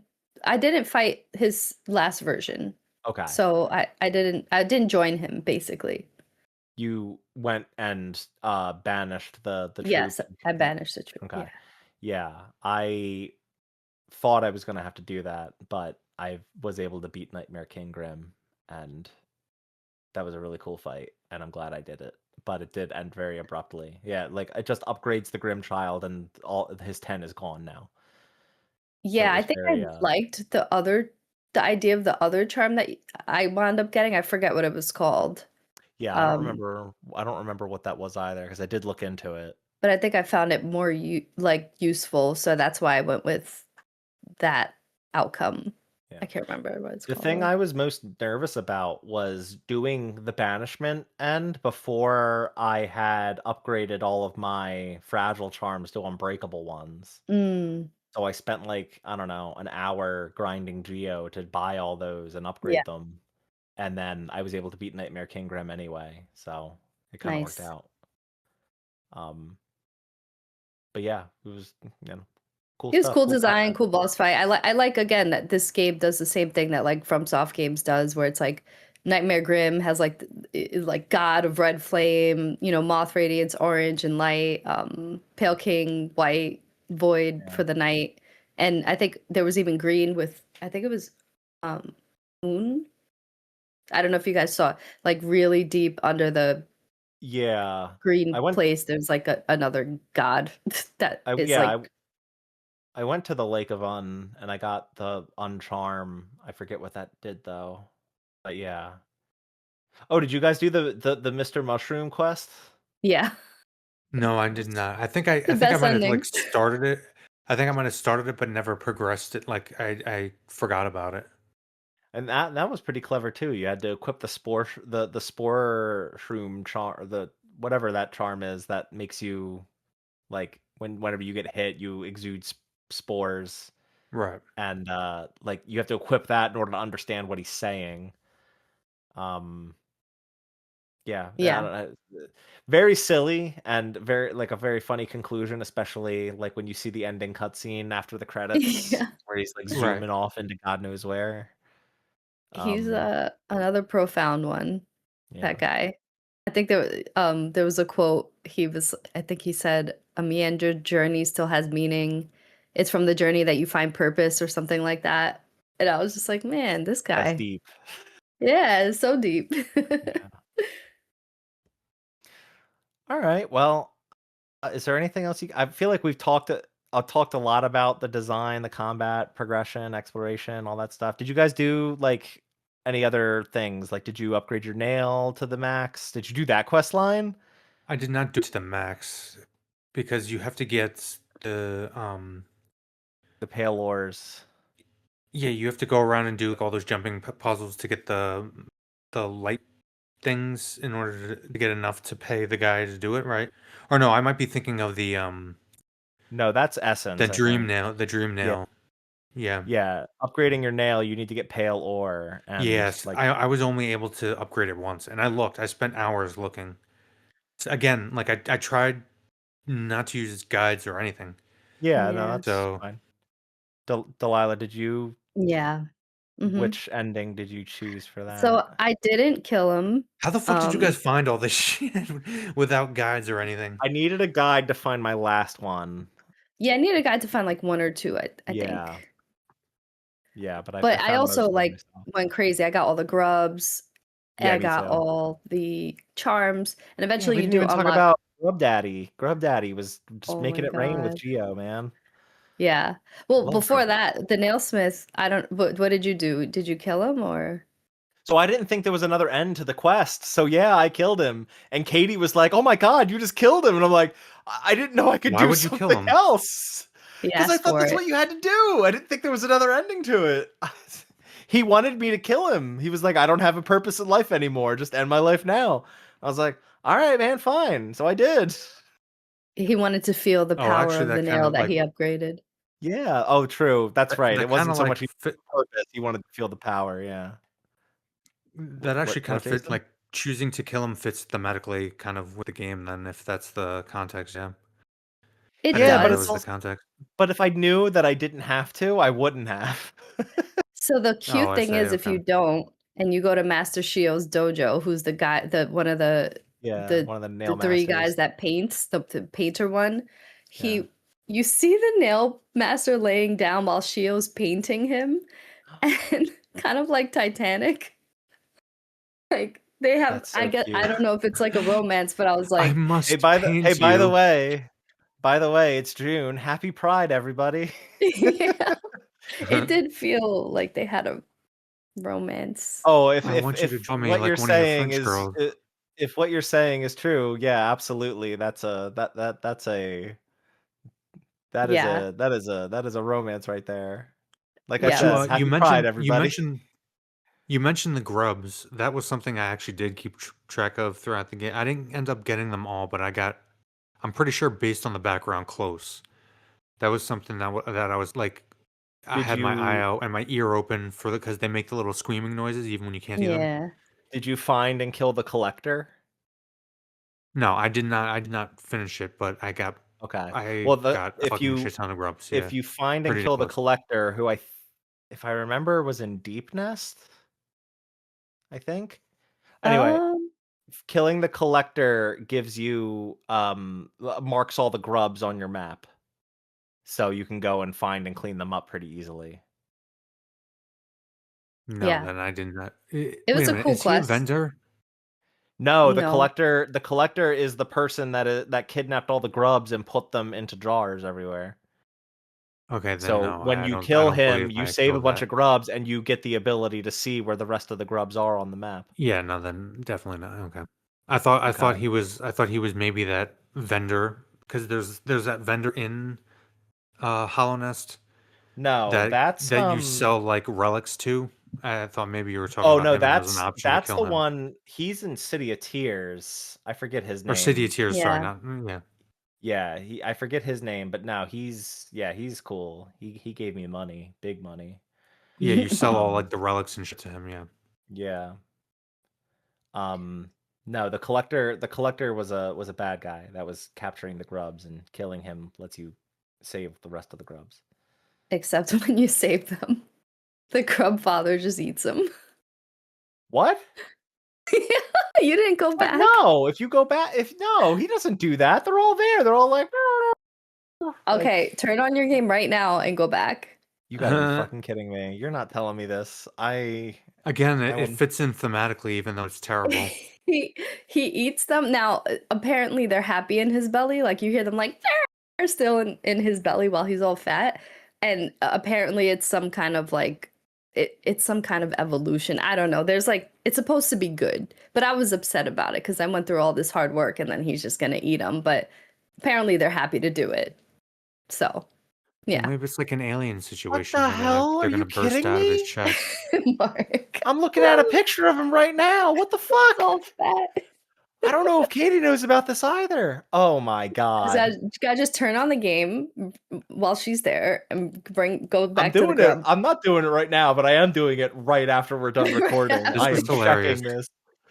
This is insane. I can't believe this. Why would Yeah, you do this this is why I to love this game. There's just But so again, many little yeah, if it's things. like even though it's dark, like on one hand you have to consider these are all supposed to be fucking bugs, but Yeah. also more importantly like, to the theme of the game, like you know the good intention but ultimately foolhardiness of trying to resist natural processes, cycles, just the way that nature works. There's no Yeah. fighting it. You kind of have to go along with, as Delilah just quoted the guy, you got to go along with the journey. That's where you find Yeah. To that's find meaning and purpose. yeah, exactly. Yeah. Yeah, it's great. I mean, there's so many other things that I came across that I can share that you might find interesting. Um, so for did you guys do Cloth's Quest? I probably did, but I can't So remember Cloth is offhand the what that one, was. the girl who's like a warrior, but she's like kind of cowardice, and every single time you fought, she would just be like, "Oh man, like I wish I was brave like you." Yeah. Um, Yeah, I encountered all these people a couple times, but because I never knew where to go to see their quest all the way through. so if you encounter her enough times and talk to her, eventually she shows up to help you fight the Mantis Lord, which is why it's one of my favorite boss fights. And it's the first time she actually helps you fight as a brave warrior, and she actually sacrifices herself right before you kill him and dies a brave warrior. So it's like a Right. nice ending for her. Yeah, it's a good Yeah, character it's arc. cool. I'm trying to think what I else. must have done that, but I don't. I probably did that really early, in the game, like Yeah, see earlier that's than most of the other that content that I shit's did. cool. It's like again, I keep making the comparison because this is why I appreciated the game as much as I did, despite hating the 2D platforming. It's like the how similar it is to FromSoft and Souls games. It reminds you of something like the Radon fight or something in Elden Ring. Mhm. Like if you get all the Yeah. NPC friends to come in and help you, yeah, yeah. Hey, here's a question. What were your guys' like primary charm builds? Um, Oh, definitely. Oh, I forget what they're called. Let me just pull up the charms, but definitely You the can you guys, one. describe them you well, guys and like. probably have way more powerful shit than me and more health. I had to max out as much like survivability as I could because I saw how people who played much more of it and like their health bar is way higher than me. I was actually Yeah, I mean, surprised like as much as I I did. played how little my health went up. Yeah, I mean, because you have to go out of your way to find mask shards. Like they don't just give them to you. So Yeah. I mean, eventually, when I got the Unbreakable Heart and Unbreakable Strength, I would use those. But I definitely went with the one that basically makes your nail faster, Okay. like your attack faster. Quick Slash. I use that most of the game. Right, so you can be greedy, and I use that too, I believe, to help get more DPS in, and beat bosses faster than they could grind me down. Yeah. There's also one that makes health recharging faster, which is almost like required if you don't have a I lot of health. I use that And it gives you a for shield. most There's of the one for a game. shield too, yeah. Yeah, yeah. Yeah, I used the quick focus one for most of the game. Toward the end, when I was doing a lot of the end game stuff, I actually let go of that one. Or there were a couple fights where I had to use that and the one that makes your focus slower but heals too. So Hmm. they kind of balance each other out, and you heal at normal speed but heal too instead of slower. Um, but that uses up so many charm slots. So I Yeah. eventually tried to get better with other things so I didn't have to rely on that. Um, I used Mark of Pride, which is like the one that really increases your slash distance, Mhm. unbreakable strength once I had it. Um, the nail master one that makes your nail arts charge like super fast. Oh, I only use that in the Coliseum because that's the only time that I felt the need to use the nail arts. But I I kind of wish that I used it the throughout the game. Coliseum made me get used to doing it enough Yeah. that like when I started doing other boss fights, I was actually using nail arts a lot. So that really helped. And then like the increased distance and the increased strength like really made them like pummel things like quickly. Um the Weaverlings is just like so good. Uh so I used that a lot. Weaver Song? Yeah, yeah, that like brings out the little spider guys. Yeah. Oh my God, Um they were so cute. They like when you sit at a bench, they like sleep next to you. and they're just like a constant they don't take damage, they don't cost anything. It's just free damage basically that you don't Yeah. even have Yeah. to worry about. Like if you dodge around something long enough, they could probably kill things themselves, like bosses Hmm. and stuff. Honestly, the only reason I didn't use them was because I needed the slots I had for other things. Yeah. So I think those were my main charms. Like occasionally I put on the one that increased spell damage, but I didn't really do much of Yeah. like a spell build. Depending on the boss fight, I would equip that Uh, one too. yeah, Actually, that was really useful for the Radiance because you use the Hmm. scream that goes straight up, and he's basically right above you. So if you can get in a yeah. shot with that, it does a shit ton of damage. Yeah. And there are bosses where if you create a lot of distance in the arena, and you can just shoot at them from the other side. Yeah, but even at the end, that spell is like really weak. Like the one that shoots above is like so good, and the butt slam. The butt slam's pretty strong too. It's slam. Gotta love the butt slam. And then the one that allows you to like be invulnerable after getting hit, I use that in the beginning a lot. The Stalwart Right. Shell. Yeah, the stalwart shell. I used that for a little while too. It's like there's things that I used at the beginning, and like eventually I felt like I could let them go. Like I was getting better at the game, so I felt like the stalwart shield. I don't Yeah. need this anymore. I can Right. use I They're can use definitely the slash blade thing. like crutch charms Yeah, for newbies, yeah. yeah. Yeah.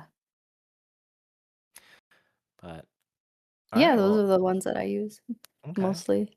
cool.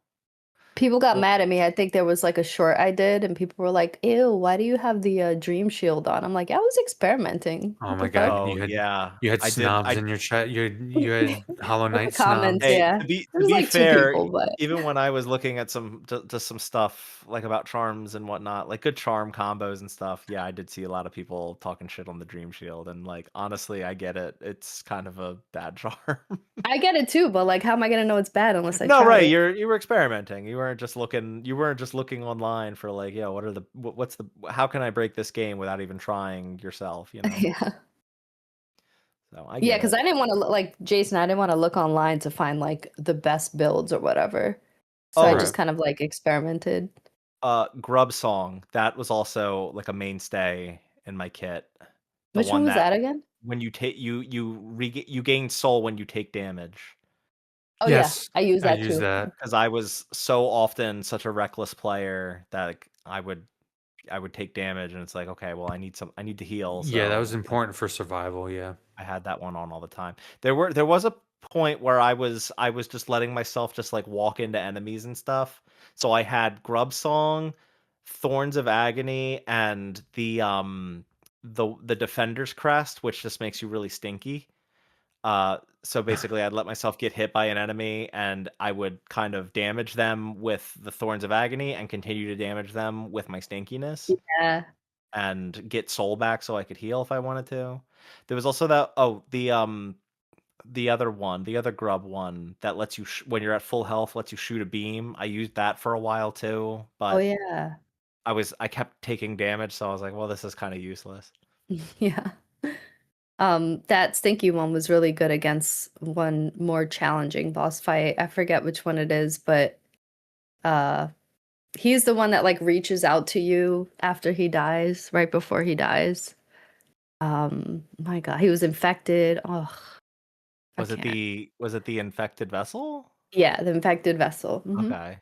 And, that might Um, not be the name of it, but I know what you're talking about I now. think that I think it was that one. Yeah, Yeah. where like the stinkiness destroys the orange blob Oh, that comes okay. towards you. Yeah. Yeah. It's definitely better for the smaller arenas, the tight quarters. Yeah. Man, we got through this whole episode. We didn't even talk about the goat of the game, Dung Defender. Oh my God, that's one of my favorite boss fights too.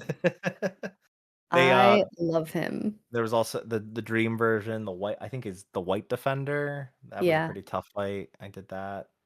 Just Yeah, he just like fights you with poop. yeah. The poop of Hallownest. I like that he didn't actually die either. Like after you fought him, he just stood asleep. That made me very happy because he's a jolly old fella. Yeah, and I think you can challenge you could do the dream fight against the like the white defender, and I think you can do that multiple times Yeah. for some reason, and like some certain things like add or get changed or whatever, but I don't remember what. Yeah. Um but yeah. Well, I mean, is there anything else you guys wanted to bring up or talk about before we move on to the final question? Oh, Uh, I just wanted to say I got so this game juked me in the beginning. I think the first rage boss fight I had was against Soul Master, and he's not even like a hard fight in hindsight, but when when you have multiple phase bosses and then a final phase a boss like blows up, I've Yes. been trained like my 90s brain to know that that means a boss is dead. When there's a boss that blows up, it is dead. And this guy blew up, and then Curse all of a you, sudden, Star Fox. Yeah. yeah, exactly. And then he just comes back, and I actually died in that final phase because I was completely off guard. And then you have to do Like, the whole fucking thing over. Yeah, yeah. that was like the first time where I was like, I don't trust anything. So when the The infected same vessel thing reached happened to out to me. me, I thought he was gonna go to another phase. So I was like on guard, and then people were like, "Oh no, he was just reaching out to his brother." I was like, "Oh well, I'm jaded. Sorry." Okay, That was yeah. fun. I remember Soul Master now. I think Soul Tyrant, his dream variant, was the first dream boss that I fought. Mm, Yeah, he's the one with the four things that flies around and then he dives down. He's the He one he he flies around. Yeah. he reminds me of a frog, even though this is a world of bugs. So I think I kept thinking of or associating him with he looked like a with frog. frogs, even though that made no sense. Yeah. Yeah, If you look Yeah. at him, it makes a little sense, but yeah, all those wizard characters in that soul area kind of look Mm, like they could be like SpongeBob characters in terms of like their outlines, their yeah. figures. Did you guys have a favorite boss? uh, you know, as much grief as it gave me, as hard as it was, Nightmare King Grim was something really fucking cool to overcome. Hmm. That's probably the one boss fight that I felt really challenged me to learn its move set and respond to it because he's lightning fast. Mhm. All of his hits deal 2 damage. So you can only really take 4 or 5 hits Oh without god, healing. yeah. If you're at max health, if you have all of your health skulls unlocked. Um it was a brutal fight, but learning its mechanics, learning to react to his attacks, like and kind of telegraph, like he telegraphs. He's kind of an easy to learn but hard to master boss fight. Yeah. And because of all that, like I think it took me he's probably the boss that took me the longest to beat, Mhm. but I do think that was the coolest boss fight in the game. Yeah, I heard he was the second hardest after Radiance. I would say it was way harder than Radiance. I Oh, mean, I haven't interesting. done Absolute Radiance, so maybe Oh, Absolute Radiance is a that's lot true. worse than Radiance. I don't know. But I think it was I definitely would say that Nightmare King Grim was the hardest boss I fought in the game, and it was also Cool. the most satisfying to walk away Oh, from. I feel kind of bad then that I chose the other path. Well, Delilah, I guess you're just gonna have to play the fucking game again. What Mm, can I I say? might have to get the PS5 trophies. Um, I was gonna say two more things. Um, Well, what was obviously I was your very into this game. Oh, what, what, sorry. what was your favorite boss? From a lore perspective, the Traitor Lord, but Dung Okay. Defender was the one that made me smile the most. Okay. And Jason, did you have one that you Yeah, it recall? wasn't like the hardest, but the one that I had the most fun and remember the most is we actually talked about it, the Mantis one with the three where you're fighting the three at Oh, the once. Mantis They're like Sisters, judging yeah. you.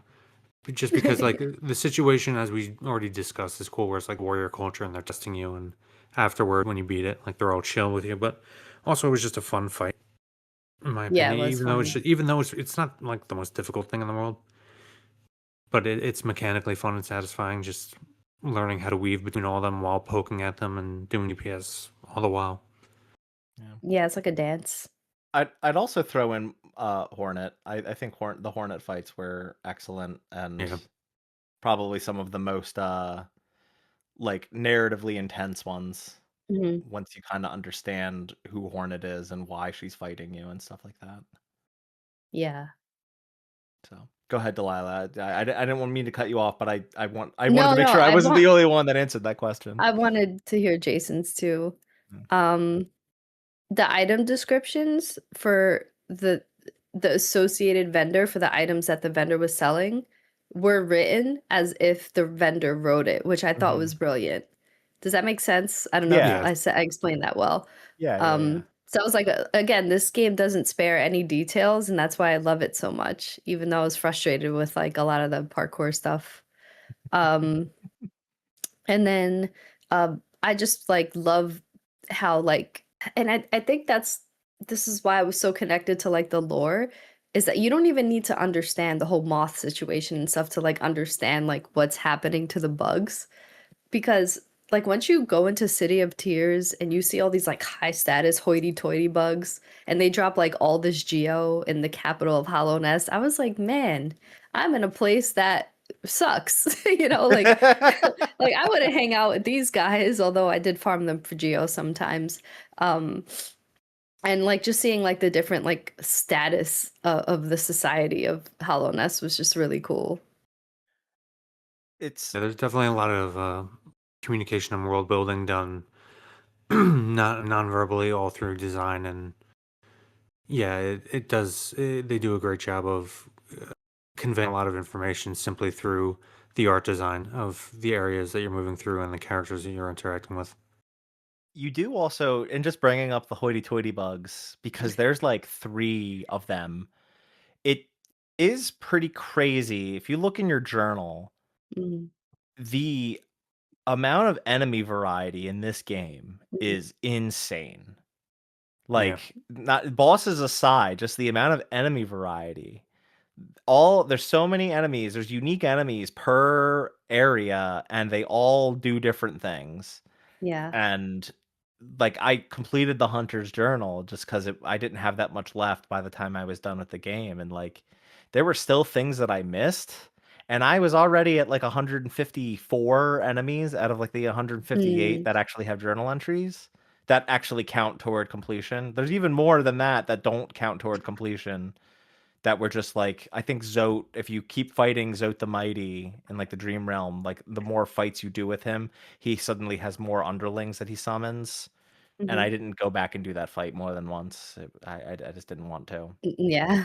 But like, there's so many different enemies in this game, and they all they don't just feel like reskinned like normal enemies. Some of them are, but like most of them aren't.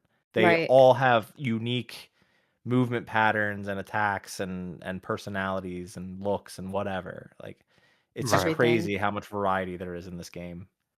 Yeah, and the designs are so simple, but so cute and, like, just nice to look at. I don't know, I loved it. I loved everything about this game, the aesthetics, the environments, the characters, the enemies.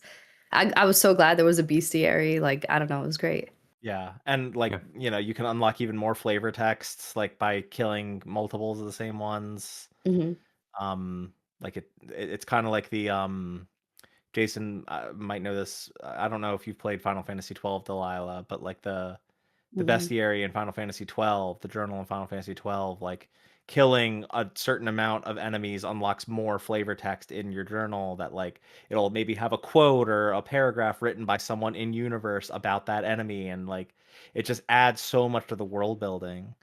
And this game has that like in spades. Just all Yeah. of that with the Hunter's Journal in particular is just crazy.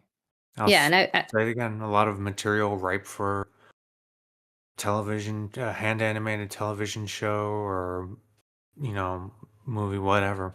Somebody has the balls and is willing to put up the money, and it will age visually as good as the game does. yeah, as long as they do it right.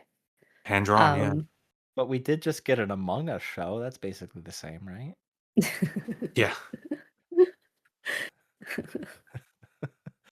Anyway, this is one of those games, just this is my final thought, this is one of those games that, like, I didn't go into it like, "Oh, I'm gonna get the platinum." I actually don't trophy hunt anymore. I saw that. Yeah. Yeah, I used to be a trophy hunter, but then I took an arrow to the knee. that's how it feels. That's honestly Wow. how it feels. An Fucking arrow to shit. a knee called, being an adult. Um, Exactly. but with this game, I didn't even care about the trophies. I was like, I want to do everything. As Yeah. I mean, not everything. Obviously, I didn't do the Coliseum of Fool. I didn't do the Pantheons, but like in terms of like getting all the collectibles and stuff like that, and fighting all the optional bosses and things, I was like, I want Yeah. to do that. And it's not often that I feel that way about a game. I had the same thing, right? I played on Switch, and Mm, Switch has an in-game achievement system. Like there is no reason to do those, but I felt compelled to do as much in this game as I could because I loved it so much. It was such a good, phenomenal video game, and I wanted to see as much as I was willing to see, as much as I thought I could. Who knows? I might even go back and do the Pantheons. I'm not ruling that out. yeah, I've played this game long enough and put this episode off long enough that we needed to get in here and talk yeah. about it. Um, so Yeah, I had to same. I draw the could line see myself somewhere. going back for Yeah, sure. yeah. I don't know about Steel Soul mode. That is a little brutal. Yeah, Uh, that's for hardcore. for those who don't know, Steel Soul mode is you get one life, and if you die, you're done. Yeah, no, no. Too hardcore. Yeah, it's a bit much. All right, is there anything else you guys wanted to bring up before we do the final question? No. All right, final question time. Here we go. There was a third playable character goal in the Kickstarter. It was originally supposed to be Zote. At least that's what people. I don't know if it was ever confirmed like explicitly that like, hey, we want you to play Zote. But like, I think from the character silhouette in like the pledge graphic that they had, it was like clearly Zote in the little pledged here thing. Mm. So, Hornet was obviously the second playable character, which became its own game because that game that DLC just got so big and so much that they had to make it its own thing. But we could have gotten a Zote game as well. Are you disappointed that that goal wasn't reached? Do you think that could still happen? Do you even care? Would you want that? I feel like Zote has too much personality. It fits. He works as he is, as a side character that you see secondhand, because they really get to show off his personality, and you guys, and in his interactions with other NPCs. Because at the end of the day, the base Hollow Knight has is literally baked into the story that he has no personality. It's kind of like part of his thing, um, that he's able to do what he needs to do. And um, why did I just blank? Hornet. It's not that Hornet doesn't have a personality. She's just more of, in terms of Hollow Knight's story, she's like a mentor slash rival mixture of those two archetypes. But her personality is more of like just a stoic hero. It's not as boisterous as Zote. I think Zote works the way he is. Although it might have been cool to have like a third game playing as I him. I think a DLC as Zote could have worked. I don't think a full at this point in Team Cherry's like life. I don't think that a whole game can stand up with Zote as the main character. Yeah, I mean, Um, I love Zoe. I'm waiting for that plushie to become available on Fangamer. Um, I don't necessarily like. I didn't play like when I was introduced to him. I didn't necessarily think like I would need a Zoe game, but if they did it, I wouldn't mind. It would be kind of cool to see him progressing from like a young warrior into this like grumpy old Or a codger. Zote TV show, as I've been There you go. hinting this whole God. time. Yeah, but I'm not disappointed. That's pretty cool that they thought about it. I'm curious to know like what direction they would have gone with him. Yeah. You know what I want is I want a spin-off game or a DLC where you just make maps and you play as Cornifer. How did we talk this entire episode and not Oh, talk about my boy Cornifer? oh We yeah. talked about his wife, we didn't talk about Cornifer. That's funny. Yeah, I mean, his humming was very made me feel at peace. Yeah. It's It's because relaxing, yeah. you've been running around with like a chicken with your head cut off, not knowing where the hell to go, and you hear that Yeah. Yeah. and it's like, oh, safety. The comfort of Cornifer is nearby. It's just it was it's kind of something I kind of missed and was a little bummed out about when I got all the maps. I And it's like know. it's comfy to go back to Hallownest and see him sleeping. Like bro finally gets to take a nap, but at the same It's time, also it's like funny I the don't get to dialogue with find his. him. It's also funny the dialogue with his wife, where she's just like, "God damn it, I want to go on vacation. What the fuck?" Like, Yeah. That's another like little storyline that it's a micro storyline. It's not much, but it is cute. Yeah. So, man. All right. Well, Jason, what is the final Kwasnicky rating on this game? I was gonna say 9.6, but I'm gonna go with 9.7 grubs out of 10. Cool. 9.7 Uh, grubs out of 10. yeah, And as Sounds I all like 9.7 of those grubs are now in their father's belly, as I've apparently. been kind of saying throughout this whole thing, it might sound from our conversation because I'm not a huge fan of 2D platformers, it might sound like I really didn't like the game. But no, I admire it greatly. It's just a matter of personal taste, really. But I can recognize, the greatness of it, and obviously it was seminal, it had a major impact on the medium as a whole. yeah. In like so many ways, I'd say. Like there's indies being influenced by Hollow Knight, but I would hazard that there's probably even double and triple A games being influenced by Hollow Knight in some ways. Like Sure, I forget the metric. Jason Schreier, when talking about Silk Song in an episode of the Triple Click podcast, like talked about it that the sales of Hollow Knight, especially over COVID, like blew up, and like the majority of its sales, and it's sold at this point, I think 15 or 16 million copies, Man. which is insane for an indie game, especially when like within the first year or so it was only a couple 100,000, I think. like for it to hit that sales milestone as an indie title, like there it really cannot be understated the impact this game has had on the industry. Made by And 2 people. predominantly, yeah, Yeah. And it was like one of those, as we said at the top towards the beginning, it was one of those earlier ones, um, kind of at the start when indie games were starting to blow up on console.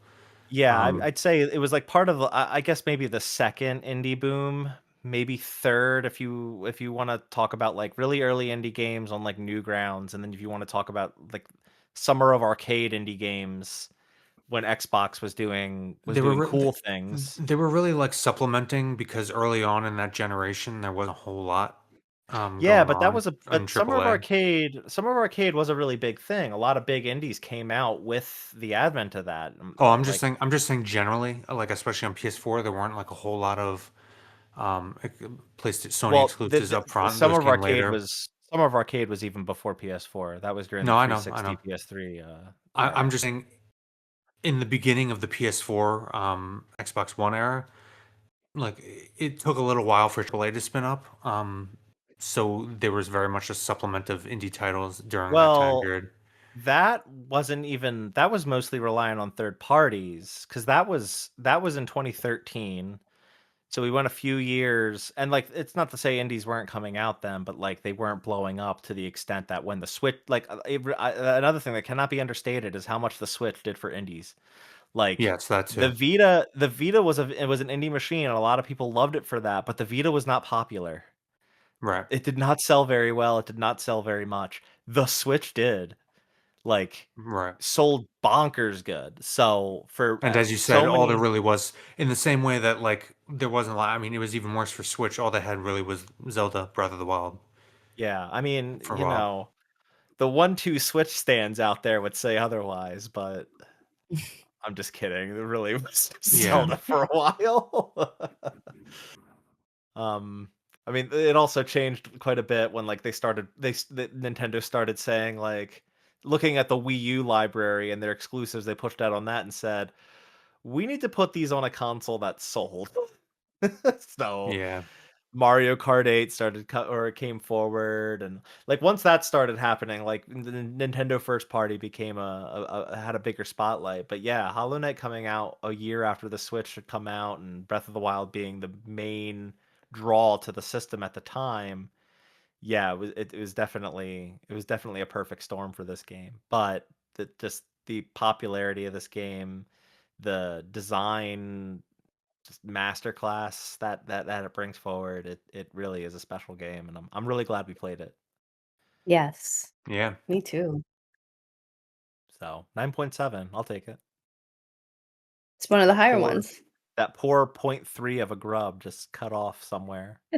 Yeah, I mean, there were a few things I feel like I pointed out that were objective, flaws, um, but like at the end of the day, they're not like huge game breaking things, and some of it is, as I learned, was just I was an idiot. So No, it's very vague the way it's structured. Well, all right then. That wraps it up for Hollow Knight. Hey, Jason, what are we doing next? I do not know. What are we doing next? No, we're taking a nap, is what we're doing. Yeah, Yeah, we don't know what we're doing next, and because of that, well, I think for a lot of reasons, we're gonna take a break for a bit, but it won't be forever, I don't think.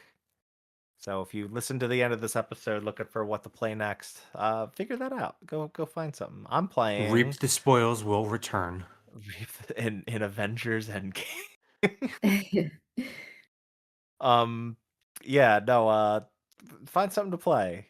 You know, do your own homework. Figure it out yourself. Don't rely on us. What are you doing? I mean, actually, real quick, not because I don't love to date these episodes too much, but what is your guys' most anticipated game at this point?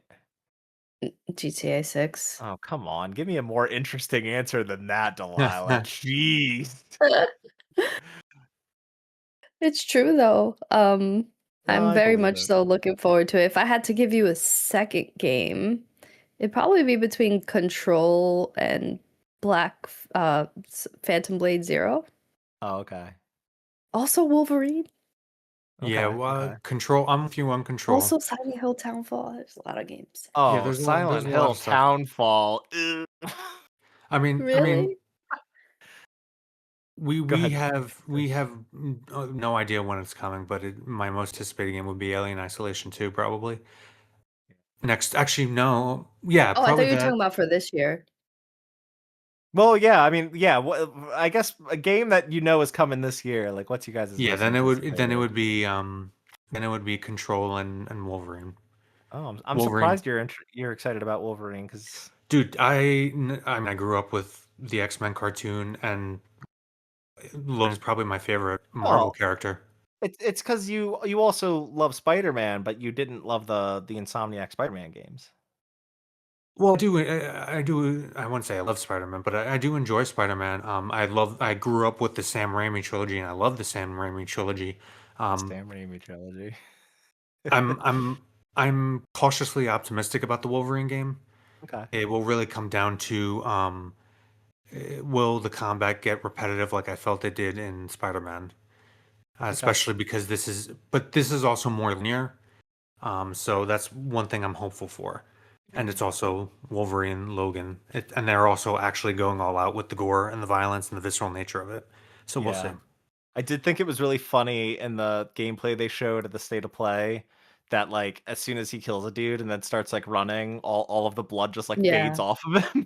Yeah, I was like, wow, his clothes has the healing factor too. Forget the I, healing factor, they have the cleaning factor. Yeah, but yeah, exactly.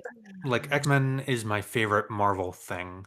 Mm, Um, I like it way better than anything else, even Sam Raimi Spider-Man. So, okay, okay. and I also grew up with the Fox, and the Fox X-Men movies were very Logan focused, which the Yeah. other X-Men stuff isn't. Logan is not usually front and center like he is in those movies, but he is Yeah. because he's Hugh Jackman. Yeah, and I feel like Wolverine is also one of the most like iconic, recognizable X-Men members, you know. Like I'd put him up there with Storm, with Cyclops. I guess the big mutants that are like the leads Mhm. of the X-Men movies. Yeah. But Yeah. like the early What ones about at you? least. Yeah, Control Resonant looks like it's gonna be my shit. And what else? Onimusha looks pretty cool. Mhm. Capcom friggin', Token killing Fires? it. Hey, how Oh, about that? How about that? Wait, what was that? no, no, I misheard. Oh, Just scratch it. um, the how about Resident Evil Veronica? Yeah. Well, That's not I gonna be didn't. this year, but yeah. Yeah, I didn't mention Yeah, it just because otherwise yeah, that would fair have enough. that would have been a top lister along Yeah, with Alien. Yeah. yeah, that's true. That's true. And Final Fantasy Resonance. That's very much my shit. I'm very excited about that. Mhm. So who knows? Maybe you'll see any or all or some or none of these games covered by us in the future. We shall I mean, so see. much of it is fucking coming out in September. Oh my god, I know. September's Uh, crazy. It's because it's the end of the fiscal quarter and everybody's trying to avoid GTA 6. yeah, Yeah, it's insane. Like So absolutely they want to insane. beef their numbers for the fiscal year, and yeah. I'm I so also Or upset. think that it's just no longer hot to release in November in general. Like a lot of games started releasing in January, February, March. And now they're pushing like before that November timeframe into like September and October. So it's just like things are very much shifting away from that November release time in general. Yeah. So I yeah, blame the that Game Awards. this has led to oh, one that I should mention that very much caught my eye. Um, that is coming out during the holidays because you mentioned holidays. I never played the original, so I'm glad to see it getting a remaster along with the sequel they announced, Wolf Among Us, Oh yeah. the Oh old school yeah. Telltale. I never played it, so Ooh, that could be an interesting one to cover in the exactly, and future. that kind of like noir, urban fantasy thing, like Buffy Angel. That's my jam. Yeah, I mean, I would say this is probably still More Angel, true. yeah. I don't remember what I said in our Tales from the Borderlands episode, if that superseded it and became my favorite. I kind of don't think it did, but I can't remember how I felt about that game. The Wolf Among Us was for a long time my favorite Telltale game. I Yeah. loved The Wolf Among Us. I thought it was so good, so cool. And Mhm. yeah, it's been a long time coming for the second season, so that's a good choice. So, all right. Well, yeah, maybe we'll cover some of these in the future. But for now, go re-listen to our back catalog. Go play some games you haven't played and listen to our back catalog. We will be back at some point. I promise this won't be forever. Yeah. And yeah, as always, thanks for listening. Bye. Bye, everybody.